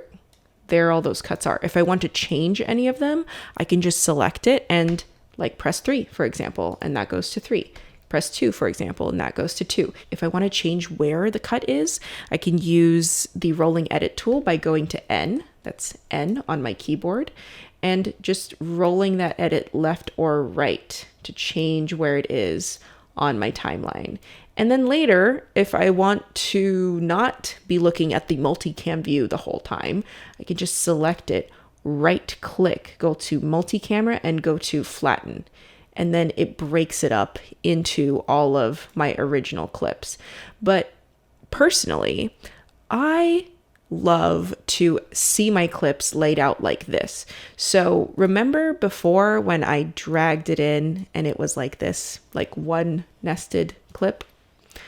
Well, instead of doing that, I'm going to deselect this button right here, which stands for Insert and Overwrite Sequences as Nests or Individual Clips. It's a mouthful, but basically I'm going to deselect it. And now when I drag in take 1, take 2, or I could do multiple takes at the same time, it all drags in as a beautiful rainbow. And that's what I'm going to work on. So I'm going to select all this, going to delete it, and I'm simply going to work on these takes right now. So you might be wondering, why are there so many audio tracks and why did you record audio separately? A lot of the time when you record audio on your camera like I'm recording right now, it sounds horrible, right? It's called scratch audio. We only use it as a reference in order to have a synchronization point. And we get a better recorder or a better microphone closer to us so that that audio could sound a lot better and a lot crisper. I'm going to mute these tracks. You never know, I might need them. I don't want to delete them right away. And I'm going to start cutting. Now, before, remember that shortcut, the Command K that slices through? Well, it doesn't just slice through one layer. It could slice through multiple layers, but see what happens if I try. So I'm going to put my playhead over here and I'm going to try to do Command K. It sliced through the orange one, but it did not slice through the blue or the magenta one. And it also didn't slice through this audio. Why? Well, because track targeting isn't turned on. Track targeting means those are the tracks that are active and available to take shortcuts. So I'm going to make sure that track targeting is on for everything. And now when I do Command K, bam, it works across the board. I'm going to delete this, ripple delete, and keep playing. Hey, my name is Valentina Vee, and I am a cinematographer and director based in Los Angeles. Listening through to this whole thing, it's going to take forever, right? This video is right now 24 minutes long. That takes too long. So something that I like to do is do J, K, and L. So J, K, and L will actually rewind, pause, and fast forward your video. If you press J twice, it'll rewind faster. If you press L twice, it'll fast forward faster. So let me use J, K, and L to get through this a little bit faster. And it's also not my crates of grip equipment that has stuff like extension cords, what we call stingers, and clips, and all, so close. Hi, my name is Valentina Vee, and So I'm gonna do Q over there. Hi, my name is Valentina Vee, and I'm a director and cinematographer based in Los Angeles. I thought it would be fun to show you what's in my ditty bag. This is the tool bag that I bring to set every day that has all of my little essentials in it. It's not my camera case, which has my cameras, lenses, batteries, but is all of the other things that I think a lot of people don't talk about and don't think about. That was good. Now, I just did Command K, but look what happened. It only cut the top clip because Command K not only works on the tracks that are track targeted, but if you have a clip selected, it'll only work on that clip, right? So if I didn't have that clip selected and I did Command K, it would cut through every single one of these clips. But if I did have the top clip selected and I did Command K, it will only cut through what was selected. Now, two ways to counteract that. You can either do Shift Command K, but I don't like doing Shift Command K because I have one of my hands on the mouse and one on the keyboard, and it's just like too far away for my little hand to navigate. So instead of what I like to do is over here under sequence, I will deselect selection follows playhead, which means this is the playhead. That way, when the playhead moves, the top clip isn't selected. If selection follows playhead is enabled, that means it will always be selected. So I'm going to deselect selection follows playhead, and I'm going to keep editing. Command K, go forward, do a Q to cut out that gap. And in fact, I see more gaps coming up. I can cut them out right away because I'm seeing the dip, right? That's happening in here in the waveform. So I automatically know that that is a gap that I have to cut out. So I can do Command K, move it forward, Q, cut that gap out. Okay, so I cut it down to under 20 minutes. I know for a fact that it's definitely not going to be longer than 5, probably at the most 10. So there's a lot of fat that I got to trim. But first, let's clean some stuff up. So let's take all of these multi-camera source sequences, put them into the sequences bin. Then let's duplicate our current sequence. So I'm going to call it first cut and open it up by double clicking. So now we're working on that one. So we save the string out for later. And let's actually generate a transcript and work off of that instead. This is a new feature in Premiere Pro. It's called text-based editing, and it is incredible. It is like magic. You just go over to Window, scroll down to Text to open the text workspace, and in the Transcript tab, you'll see it says 16 source clips have not been transcribed. All you got to do is click Transcribe. This is going to revolutionize video editing in just a few minutes. It's going to take this 20-minute chunk and pop out a transcript. It's already done it. Here it is. And look how accurate it is. Boom, here it is in all its glory. I decided to take one that has outside pockets. Not only is it incredibly accurate, but you can also just edit. So that entire first sentence, I want it to be gone. So I highlight it. You see it highlights it here on the actual sequence. So yeah, highlight it and then press delete. boom, it deletes it. I can also see all the pauses as well, and I can delete the pauses if any of them seem too long. So here, for example, so as we open this up, you'll see some other essentials that I grab all the time first. So we have a pair of scissors. It's super handy for just delete everything before we have a pair of scissors. You can see right here, it highlighted that section, and I can just cut. Another feature is that you can edit the video and the transcript updates. So here, for example, let's do Command K to insert a cut, and I want to get rid of everything from here to that cut. So I'll press W and it gets rid of it. And look, the transcript also updated.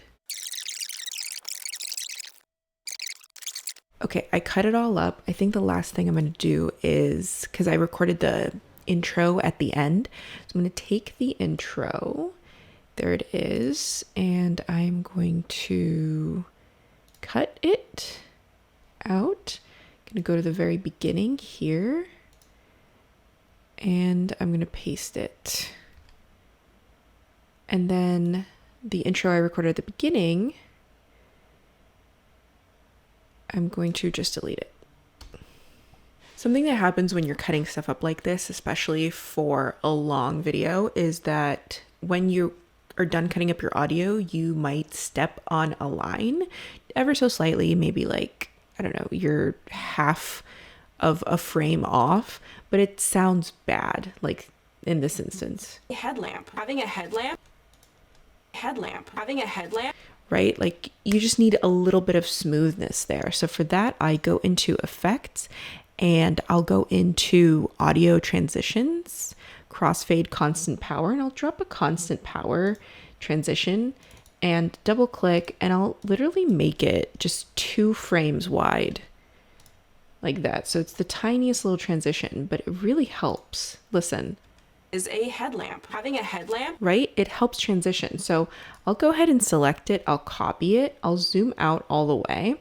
And then I will hold down Command while selecting all of the transitions, and I'll Command V. So I'll paste that short transition everywhere so that it's in there. It's everywhere.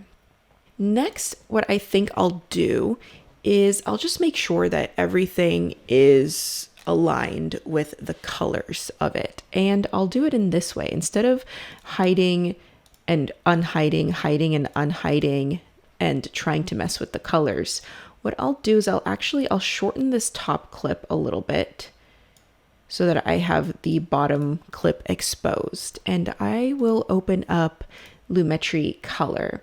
And I'll go ahead and also open up comparison view over here. And what comparison view does is on the right, it shows you what clip you have selected, which is this blue clip here. And on the left, it shows you what clip you're trying to match it to. So I will actually take this timing right here of this clip, and I'll put it in here so I can match as close as possible. So the first thing I can do is I can try to go to color wheels and match and click apply match. And that's going to try to guesstimate the colors in this frame and apply them to this. So we'll see how that does. Actually, that did pretty good. It's a lot closer, I think. But I'll go to basic correction. I'll do some more correcting. So I will probably make it warmer. Yes, I'll give it a little bit more saturation. Or should I make it cooler? Maybe I'll make it cooler. A little bit more green, a little bit more saturation, a little bit brighter. Let's see. Does that look about right when it goes to my face? Let's see. Yeah, that looks pretty close, I'll say. I can go over here to my effect controls. I can toggle the Lumetri color on and off to kind of see the difference. Definitely a big difference, I would definitely say. Maybe a little bit more contrast, a little bit more brightness, and yeah, we're living. So let's do that.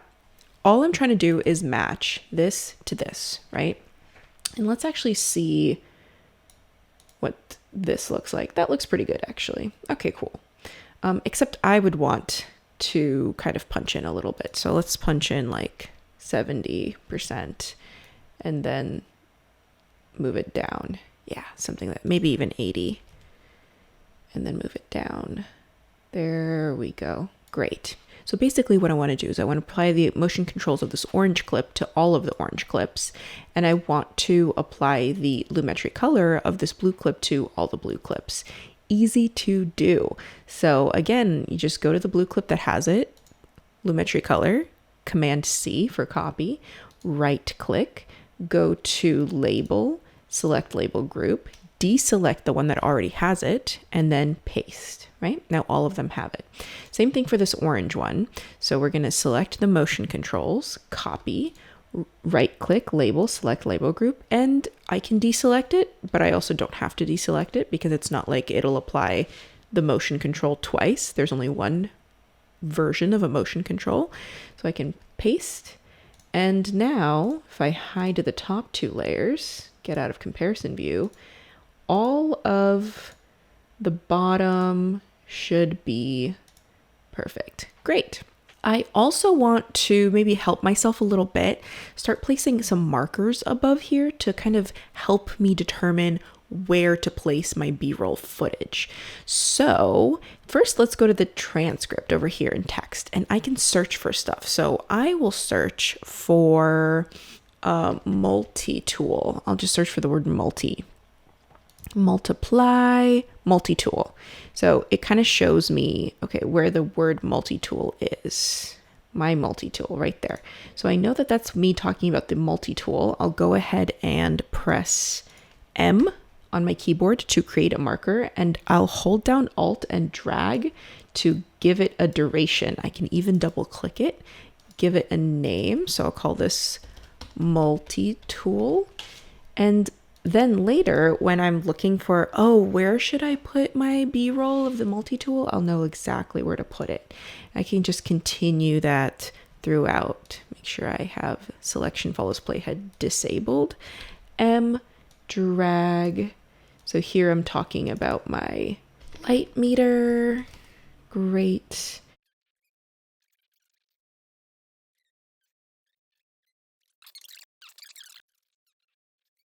Something to note, now that I have all of these markers here, like this multi-tool marker, it's indicating that this long clip is talking about multi-tools. This arms marker is talking about arms in this clip. If I want to delete something before the markers, so say I want to delete these 3 clips. So I go ahead and ripple delete them, but you see the markers didn't move. Here, I'll do that again. I'll ripple delete, the markers stayed there, but this is what I'm talking about, the multi-tool, yet the multi-tool marker is still back there. So whenever you are working with timeline markers, my suggestion is to go up here to markers and make sure that you have ripple sequence markers selected. That way, when you are deleting, the markers ripple forward and back. I'm going to go ahead and start cutting and inserting edits right where these pauses, these natural pauses happen in my speech. And for that, I really don't have to pay attention at all. I can just go to where the pauses are and insert those cuts. What I'm trying to do is checkerboard these clips so that I can enable and disable them in a way that makes sense. So showing certain clips while hiding others. So for this one, for example, when I'm rooting around on the inside, it's probably best to see from the top. But then once I find the thing, cut to the front here. So I'm going to go ahead and go through this entire video and checkerboard it to hide and unhide, enable and disable certain clips so that it just looks like the cameras are cutting back and forth with each other.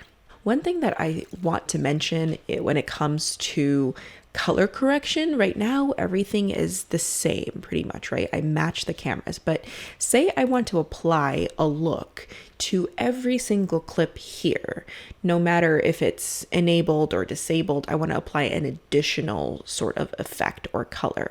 what can I do? Well, the first thing that I'm going to do is I'm going to create a new bin for graphics. So I'm going to say O4 graphics because I'm nothing if not organized, and new adjustment layer in the graphics bin. I'm going to make the adjustment layer the same size and time base as my sequence. And I'm just going to drag that adjustment layer on top of everything. What's cool with an adjustment layer is whatever effects you put on the adjustment layer, they apply to everything underneath that layer. So for example, if I wanted to pull up Lumetri color and say I really want to desaturate this whole thing for some reason, I want to desaturate it, but actually let's just go to curves and let's just say I want to desaturate everything except for the orange and red tones. So I want everything but orange and red desaturated. There we go. It doesn't matter if the clip is on layer 1, 2, or 3. That color correction will be applied throughout. This works for a lot of effects as well. So if you go and poke around over here under effects, you'll see video effects. There's all sorts, distortions and perspective and stylize. So you can do a lot, like mosaic, for example, right? Whatever. You can multiply the number of blocks that you have here, and now everything underneath it is going to be that.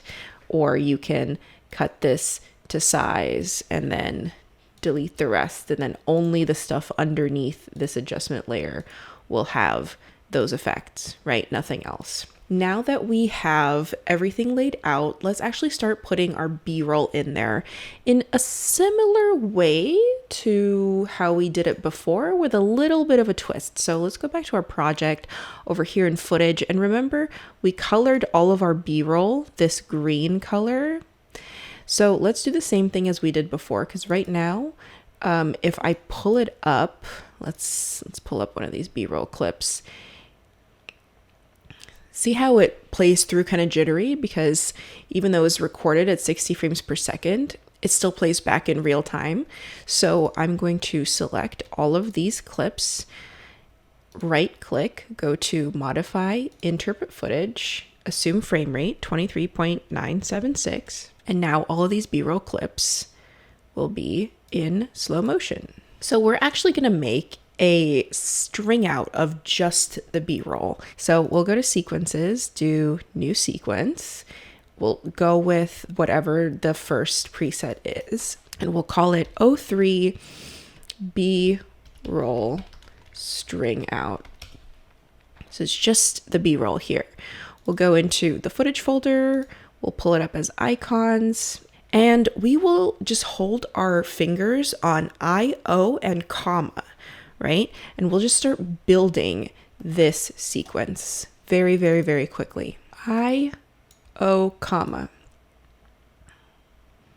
I, O, comma.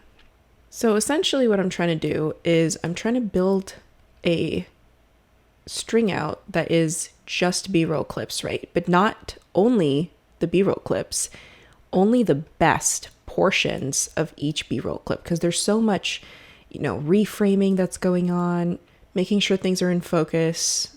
I only want the best bits. If you're someone who's afraid of taking on a video project because there's just so much footage and you don't know how you're ever going to be able to get through it all, I recommend doing a B-roll string out first, because it's like the easiest thing to do. So now that you've got your B-roll string out, so this is all your best B-roll, and actually I'm going to get rid of the audio that accompanies the B-roll because it's just kind of slow humming, like,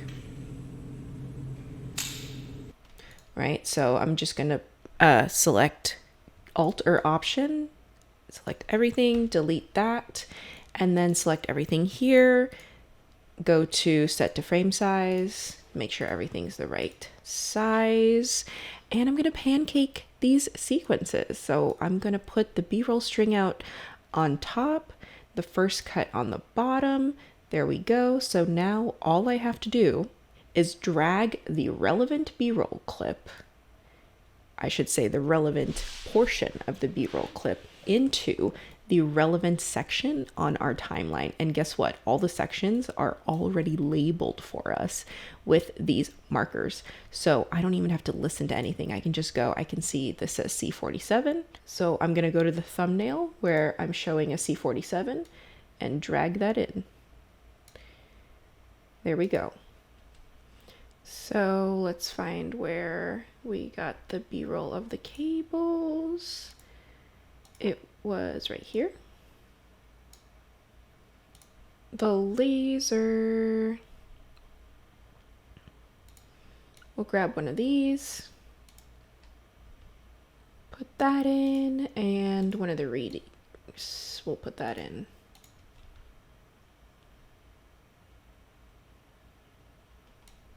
Actually, I'll put them over here to sort of smooth over that transition.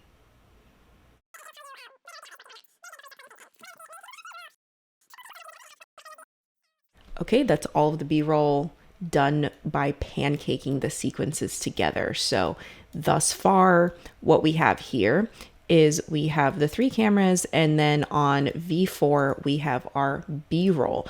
But let's get into some graphics. And no, I'm not just talking about simple text like we did in the previous video. I'm talking about motion graphics, what Premiere Pro calls mogurts, and they are found in the Essential Graphics menu. So you go to Window, Essential Graphics, and whereas before we were in the Edit tab, now we're in the Browse tab, which really opens up a lot of possibilities. So by default, you have My Templates, which is the templates that are on your computer or that you used, but you can also go to the Adobe Stock Store to find other templates that you might want to use. So that's where we're going to go, because for every one of these tools, we want to have what the tool is pop up on screen as a graphic.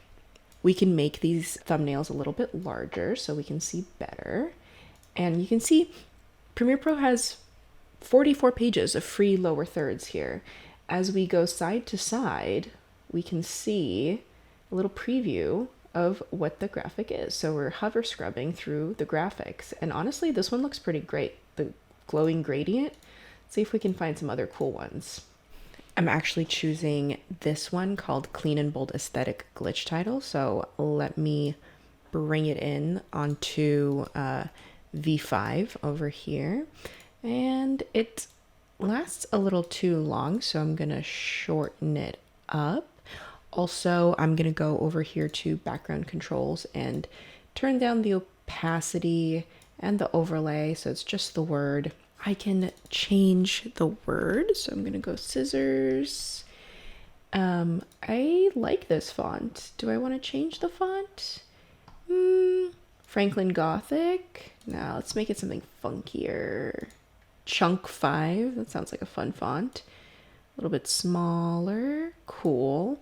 Let's make the text color the same color as, as my sweater here. Let's grab the hex value and we'll make the line color the same color. And let's move the line up. Let's move everything, the whole thing, off and down, something like that. Okay, that's looking pretty good to me. Maybe just a tad lighter. Oh, no, I like it when the text is lighter than the line. That's looking pretty good. So I set my in and out points here on the sequence. I'm gonna go to sequence, render into out, and let's play it through. Let's go. First, we have a pair of scissors. This is great for opening boxes. And I'm just going to keep going, duplicating it. So as I drag, I hold down Alt, and that duplicates it, and then changing what's written on the duplicate.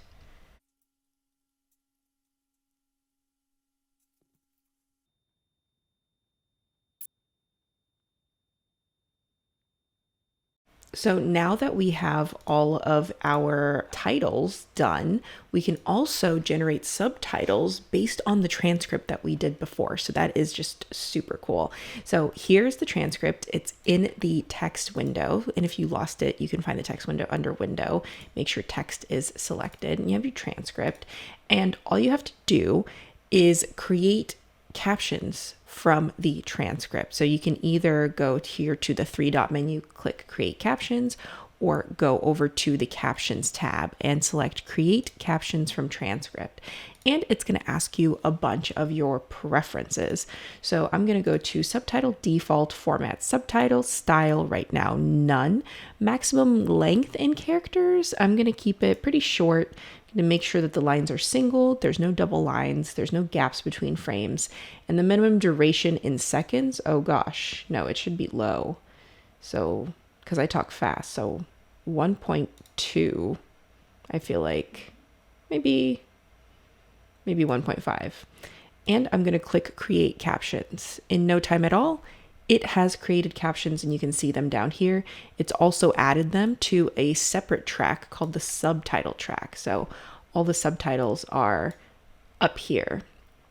Let's see how accurate they are. Hi, my name is Valentina Vee, and I am a cinematographer and director based in Los Angeles. In front of me, you have the contents of my Ditty bag. Looks pretty impressive. It looks excellent. Now, they are sort of pretty close to the titles here. You can see I kind of wish that I moved these titles a little bit higher up, but guess what? I can do that now. So I'm just going to select the first title and move it up here under effect controls in the position. I'm just going to move it up slightly. There we go. So the titles have some room. I'm going to select motion, command copy, command C, right? Then I'm going to select all of these titles and command V. And now they're all going to be just slightly higher. And if I want to adjust the subtitles, I can do that too. So by default, they are this font. But say I want them to be my brand font, I can go ahead and find my brand font. Maybe add a little bit more spacing to them so they're more legible. Now you can always add a shadow. You can even add a background. Maybe I'll add a background. Just a slight black background. A little bit of padding here. Yeah, just like that. But you can see I've added it to this one subtitle, but nothing else. I haven't added them to any other subtitles, so the other subtitles are still the same as they were. I can fix that. All I have to do is over in track style, I just have to press this button that pushes that track style to everything on the track, so to all the captions on the track, and I press OK. Now they are all that same style. Say I maybe don't like this background anymore, no problem. Let me turn the background off. Let me add that shadow back in. Maybe diffuse the shadow a little bit so it's not as distracting. Cool. And let me push it up to the track style once again. All captions on track. And now all of them have gotten rid of the box, and instead there is that drop shadow. You are doing so well. We are almost to the end, but before we export this video, we're gonna need to add some music and tweak the audio, sweeten the audio a little bit. So we'll go to Window, Essential Sound, just like we did before. We'll go to Browse and we'll find a song that fits. So for this one, I'm thinking something that is definitely happy and inspiring and powerful. Then for genres, let's actually go with R&B and hip hop. And we'll put our playhead at the beginning. Let's see what works. Hi, my name is Valentina Vee, and I am a cinematographer. Not bad. Hi, my name is Valentina Vee, and I am everything with you. You ready? Let's go. Hi, my name is Valentina. Vacuum Zombie, I like it. Let's bring it over. That's definitely going to be one of our songs. And it's probably going to be too loud. Yeah, we'll fix that though. Expose things properly. Let's go with freestyle. We had a teleprompter ready to go. And drop that in as well. Now for both of these tracks, I'm going to buy them. So I have to, let's see, reveal in project, I'm going to purchase that one. Confirm. This one as well. Purchase. Confirm. I pay for my music, okay? I have a license. Don't come for me. And now I'm going to use the remix tool over here to make sure that they are an appropriate length. Let's see. Let's have one end around there and another one end around there. Hopefully as one sort of fades out, the other one can start. All right, now that I have my two music tracks laid out here on A5 and A6, I'm going to sweeten everything up a little bit because right now they're a little loud. Both of them. So I'm going to select all of the talking, which is here, and I'm going to tag it as dialogue here in the Essential Sound panel in the Edit tab. So tagging it as dialogue, so now the program knows that this is dialogue. And I'm going to repair it a little bit. There's a little bit of reverb in the room, so I'm going to select Reduce Reverb, and I'm going to add a little bit of volume to it as well. There are so many great built-in tools in the Essential Sound panel, like the noise reducer, rumble reducer, dehum, DS, which is those S sounds. You can do a lot here, so definitely encourage you to poke around. As for the music, when I select it, I don't have to designate it as music because I got it from Adobe Stock, so it already knows that it's music.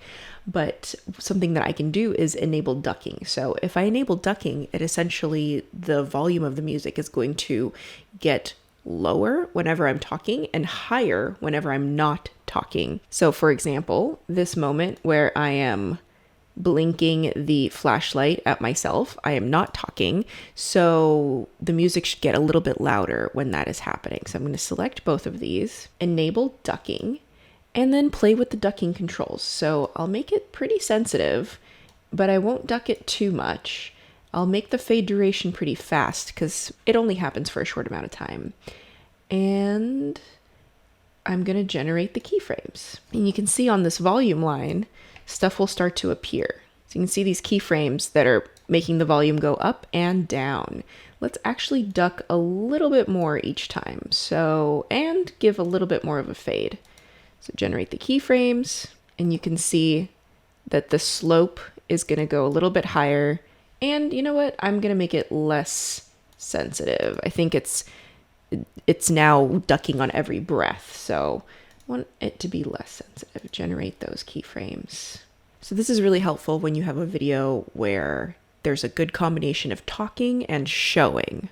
I'm also going to lower the level of the volume of the whole thing so it doesn't overtake the talking. Okay, let's listen to that. Little cell phone holder. You might think, you're a cinematographer, why do you need a cell phone holder?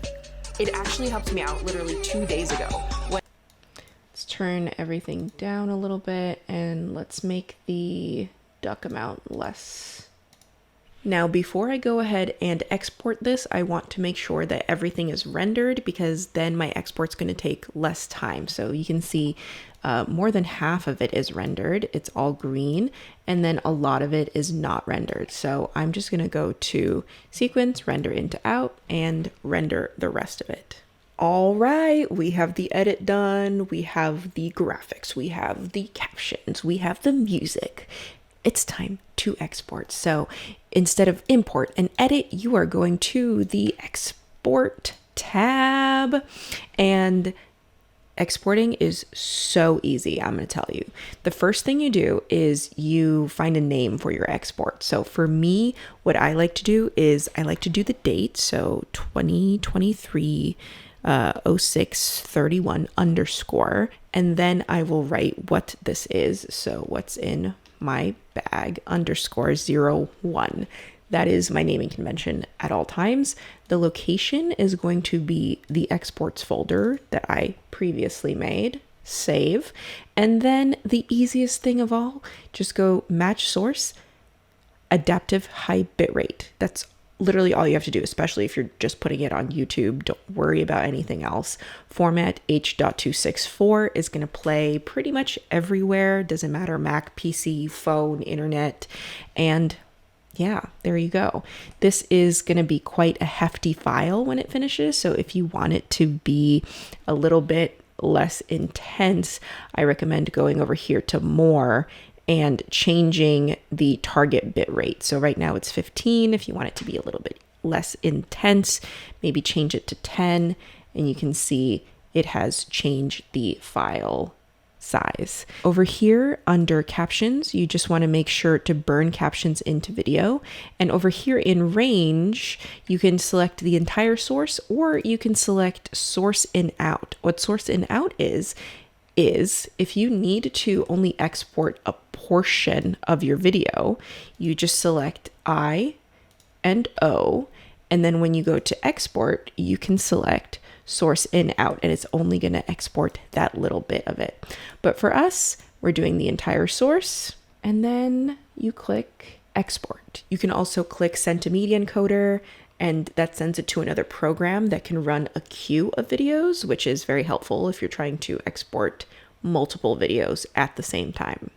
Okay, so when it finishes, you should get a video exported successfully notification, and you can go ahead and check that exports folder. There it is. Double click. Hi, Should open up. My name is Valentina Vee, and I am a cinematographer and director based in Los Angeles. Now, if you thought I forgot about our first video, I did not. Let's go ahead and export that as well. So I'm going to go File, Open Recent, and it was called Light Up Art. So I'm going to go ahead and open that up. And I think this was our latest. It was the one with music. That's right. So same thing. We can go to the export workspace, and same thing. I'm going to call it 2023-06-31 underscore light up art underscore 01. Everything looks good. I'm going to export. This should go a lot faster because the actual video was only 1 minute long. Now let's say that I wanted to make this video as a vertical video as well. It's pretty easy. So right click, reveal sequence and project. There's the sequence. I'm going to duplicate it. I'm going to rename this vertical. Okay, open up the vertical version. It's still horizontal, don't worry. I'm going to go into sequence settings, and instead of 1920 by 1080, I'm going to make it 1080 by 1920. All right, everything looks good. Gonna press OK, and here we go. It's not framed perfectly, but I can go ahead and reframe it, starting with this end bit here, zooming in, moving it around, making sure, resizing, all that. Yes, it does take some time, but you get it. You can resize it, you can reframe it. Let's try to do the same thing here, except, oh my God, it's going to take forever. This is an almost 10-minute video. So if we want to make this, let's say, a square, it's going to take us forever. Or is it? Same thing, right click, reveal sequence and project. You notice we actually have 2 projects open right now, which is really fun. Right click, and instead of doing duplicate, I'm actually going to go to auto reframe sequence and give it a name. So first cut square, target aspect ratio square 1 by 1, and then motion tracking. This just helps the AI a little bit figure out if you have slow motion or if you have fast motion. So I'm going to say slow motion because we have almost no motion in this. And don't nest clips, create. So this is going to create that square sequence for you. It's going to reframe everything so that your face or whatever the action is in the scene is right in the middle. So you can see that it did really well on reframing the things that needed to be reframed from the B camera angle. But from the front camera angle, sometimes it didn't quite get it right, and that's okay. Sometimes it doesn't. So if you want to not use the way that auto reframe does things, you can just disable auto reframe here, right? So now your normal motion controls are back. But instead of going to every single one of these purple clips and disabling auto reframe, I'm going to do the thing I've been doing this whole time. So I'm going to right click, label, select label group, right click, remove attributes, and choose auto reframe as the thing that I'm removing from all of the C clips. That way all the ones from the front are just centered and all the ones from the side are the ones that have been reframed, as well as the B-roll footage. You can see here, if I turn off auto reframe, it actually moves it to the side. So that actually did a really solid reframe job here as well. It also reframed all the subtitles, made them work in this square environment, which is really good. So they're not running off of the page or off of the canvas. The only thing, these titles may need a little work. So I'm going to resize and reframe one of them. Gonna make it look like this. That's good. Gonna select motion and I'm going to command copy, select all of them, command paste. And now the motion should be the same throughout and everything should be in its place. Same thing here. I'm going to go to the export tab, make sure that I have the right name. So this is going to be what's in my bag 01. I'm going to go underscore square, save. And you can see here, it's the same match source adaptive high bitrate, makes it nice and square, high quality. Go ahead and press export and you're done. Thank you so much for hanging out with me. I know this was long, but you did it. And hopefully you are much better at Premiere Pro than when you started. If you would like to express any type of gratitude to me, then you can leave it in the comments or you can follow me on social media. I would love to see you over there. And good luck with your video editing journey. I wish you the very best. If you want any of these assets or the workbook, once again, that information is in the description. Go ahead and download it and then you can watch this video again, I guess, and play along with me. Till next time, happy editing. Bye. Hi, my name is Valentina Vee, and I am a cinematographer and director based in Los Angeles. In front of me, you have the contents of my Ditty bag. These are all of the little things that I bring to set with me that help me throughout the day, all of the little extras that I always wish were there. So I'm gonna go over everything with you. You ready? Let's go. First, we have a pair of scissors. This is great for opening boxes, great for cutting up gel rolls, and also every single department always asks you for scissors. Even the wardrobe department wants to cut a tag off. You always have those handy. I have a few A-clips. This is for clipping stuff like gels and other materials. Always good to have in my Ditty, as well as a couple of clothespins. Now we call these C47s. And again, I have a lot of these, but it helps to have them with me. I have some batteries, some AA batteries, and the most important thing is my multi-tool. My favorite tool in this multi-tool is actually not this one. You might think it is, but I actually use the nail file more than anything. The nail file kind of looks like a flathead screwdriver and it helps me get my camera plates on. So I use that extensively. I have a few silver markers. The silver markers really help if I'm marking on black equipment, like if I've forgotten to label something with my name, I'll just write my name on there. A pen and a dry erase marker for things like slates, in case the first AC did not bring one, or if the first AC's marker has dried up. I only have two types of items in here. In the front, I have my cables. Now, these aren't all the cables, but they are the most important ones. Stuff like HDMI cables, a lightning cable for my phone. On the front here, I have all sorts of different arms to mount things to my camera, like for example, wireless transmitters or monitors. And I will say, I'm a little bit of a hoarder. Different situations require different arms, okay? That's why I have so many. It's not like I have a problem or anything. It's not like they're super heavy and I have to carry them to set every single time. But hey, you'll never be without a mounting arm if I'm around. Here's the next little packing cube. I usually use these for really small items that can get lost in the main bag. So for example, I have a bunch of plugs here. So this is a cube tap. This is to turn one plug into 3. Here I have something for 3 different USBs to go into. And then this is a 2-prong to 3-prong converter. So of course, other departments will have these, but I like having these as well. I also have a little bit of a voltage outlet tester. So you can plug this into any outlet and it'll tell you whether the outlet is working or not. Very good before you start plugging things in. One of the main cables I have here is a little triple cable. So it has a USB on one side and then it has Lightning, micro USB, and USB-C on the other side. So you can charge whatever you want to charge. Another little thing I have here is an adapter for photo lenses to become cinema lenses. It has these gears on the side, which help if you need to attach a follow focus to the side of the lens.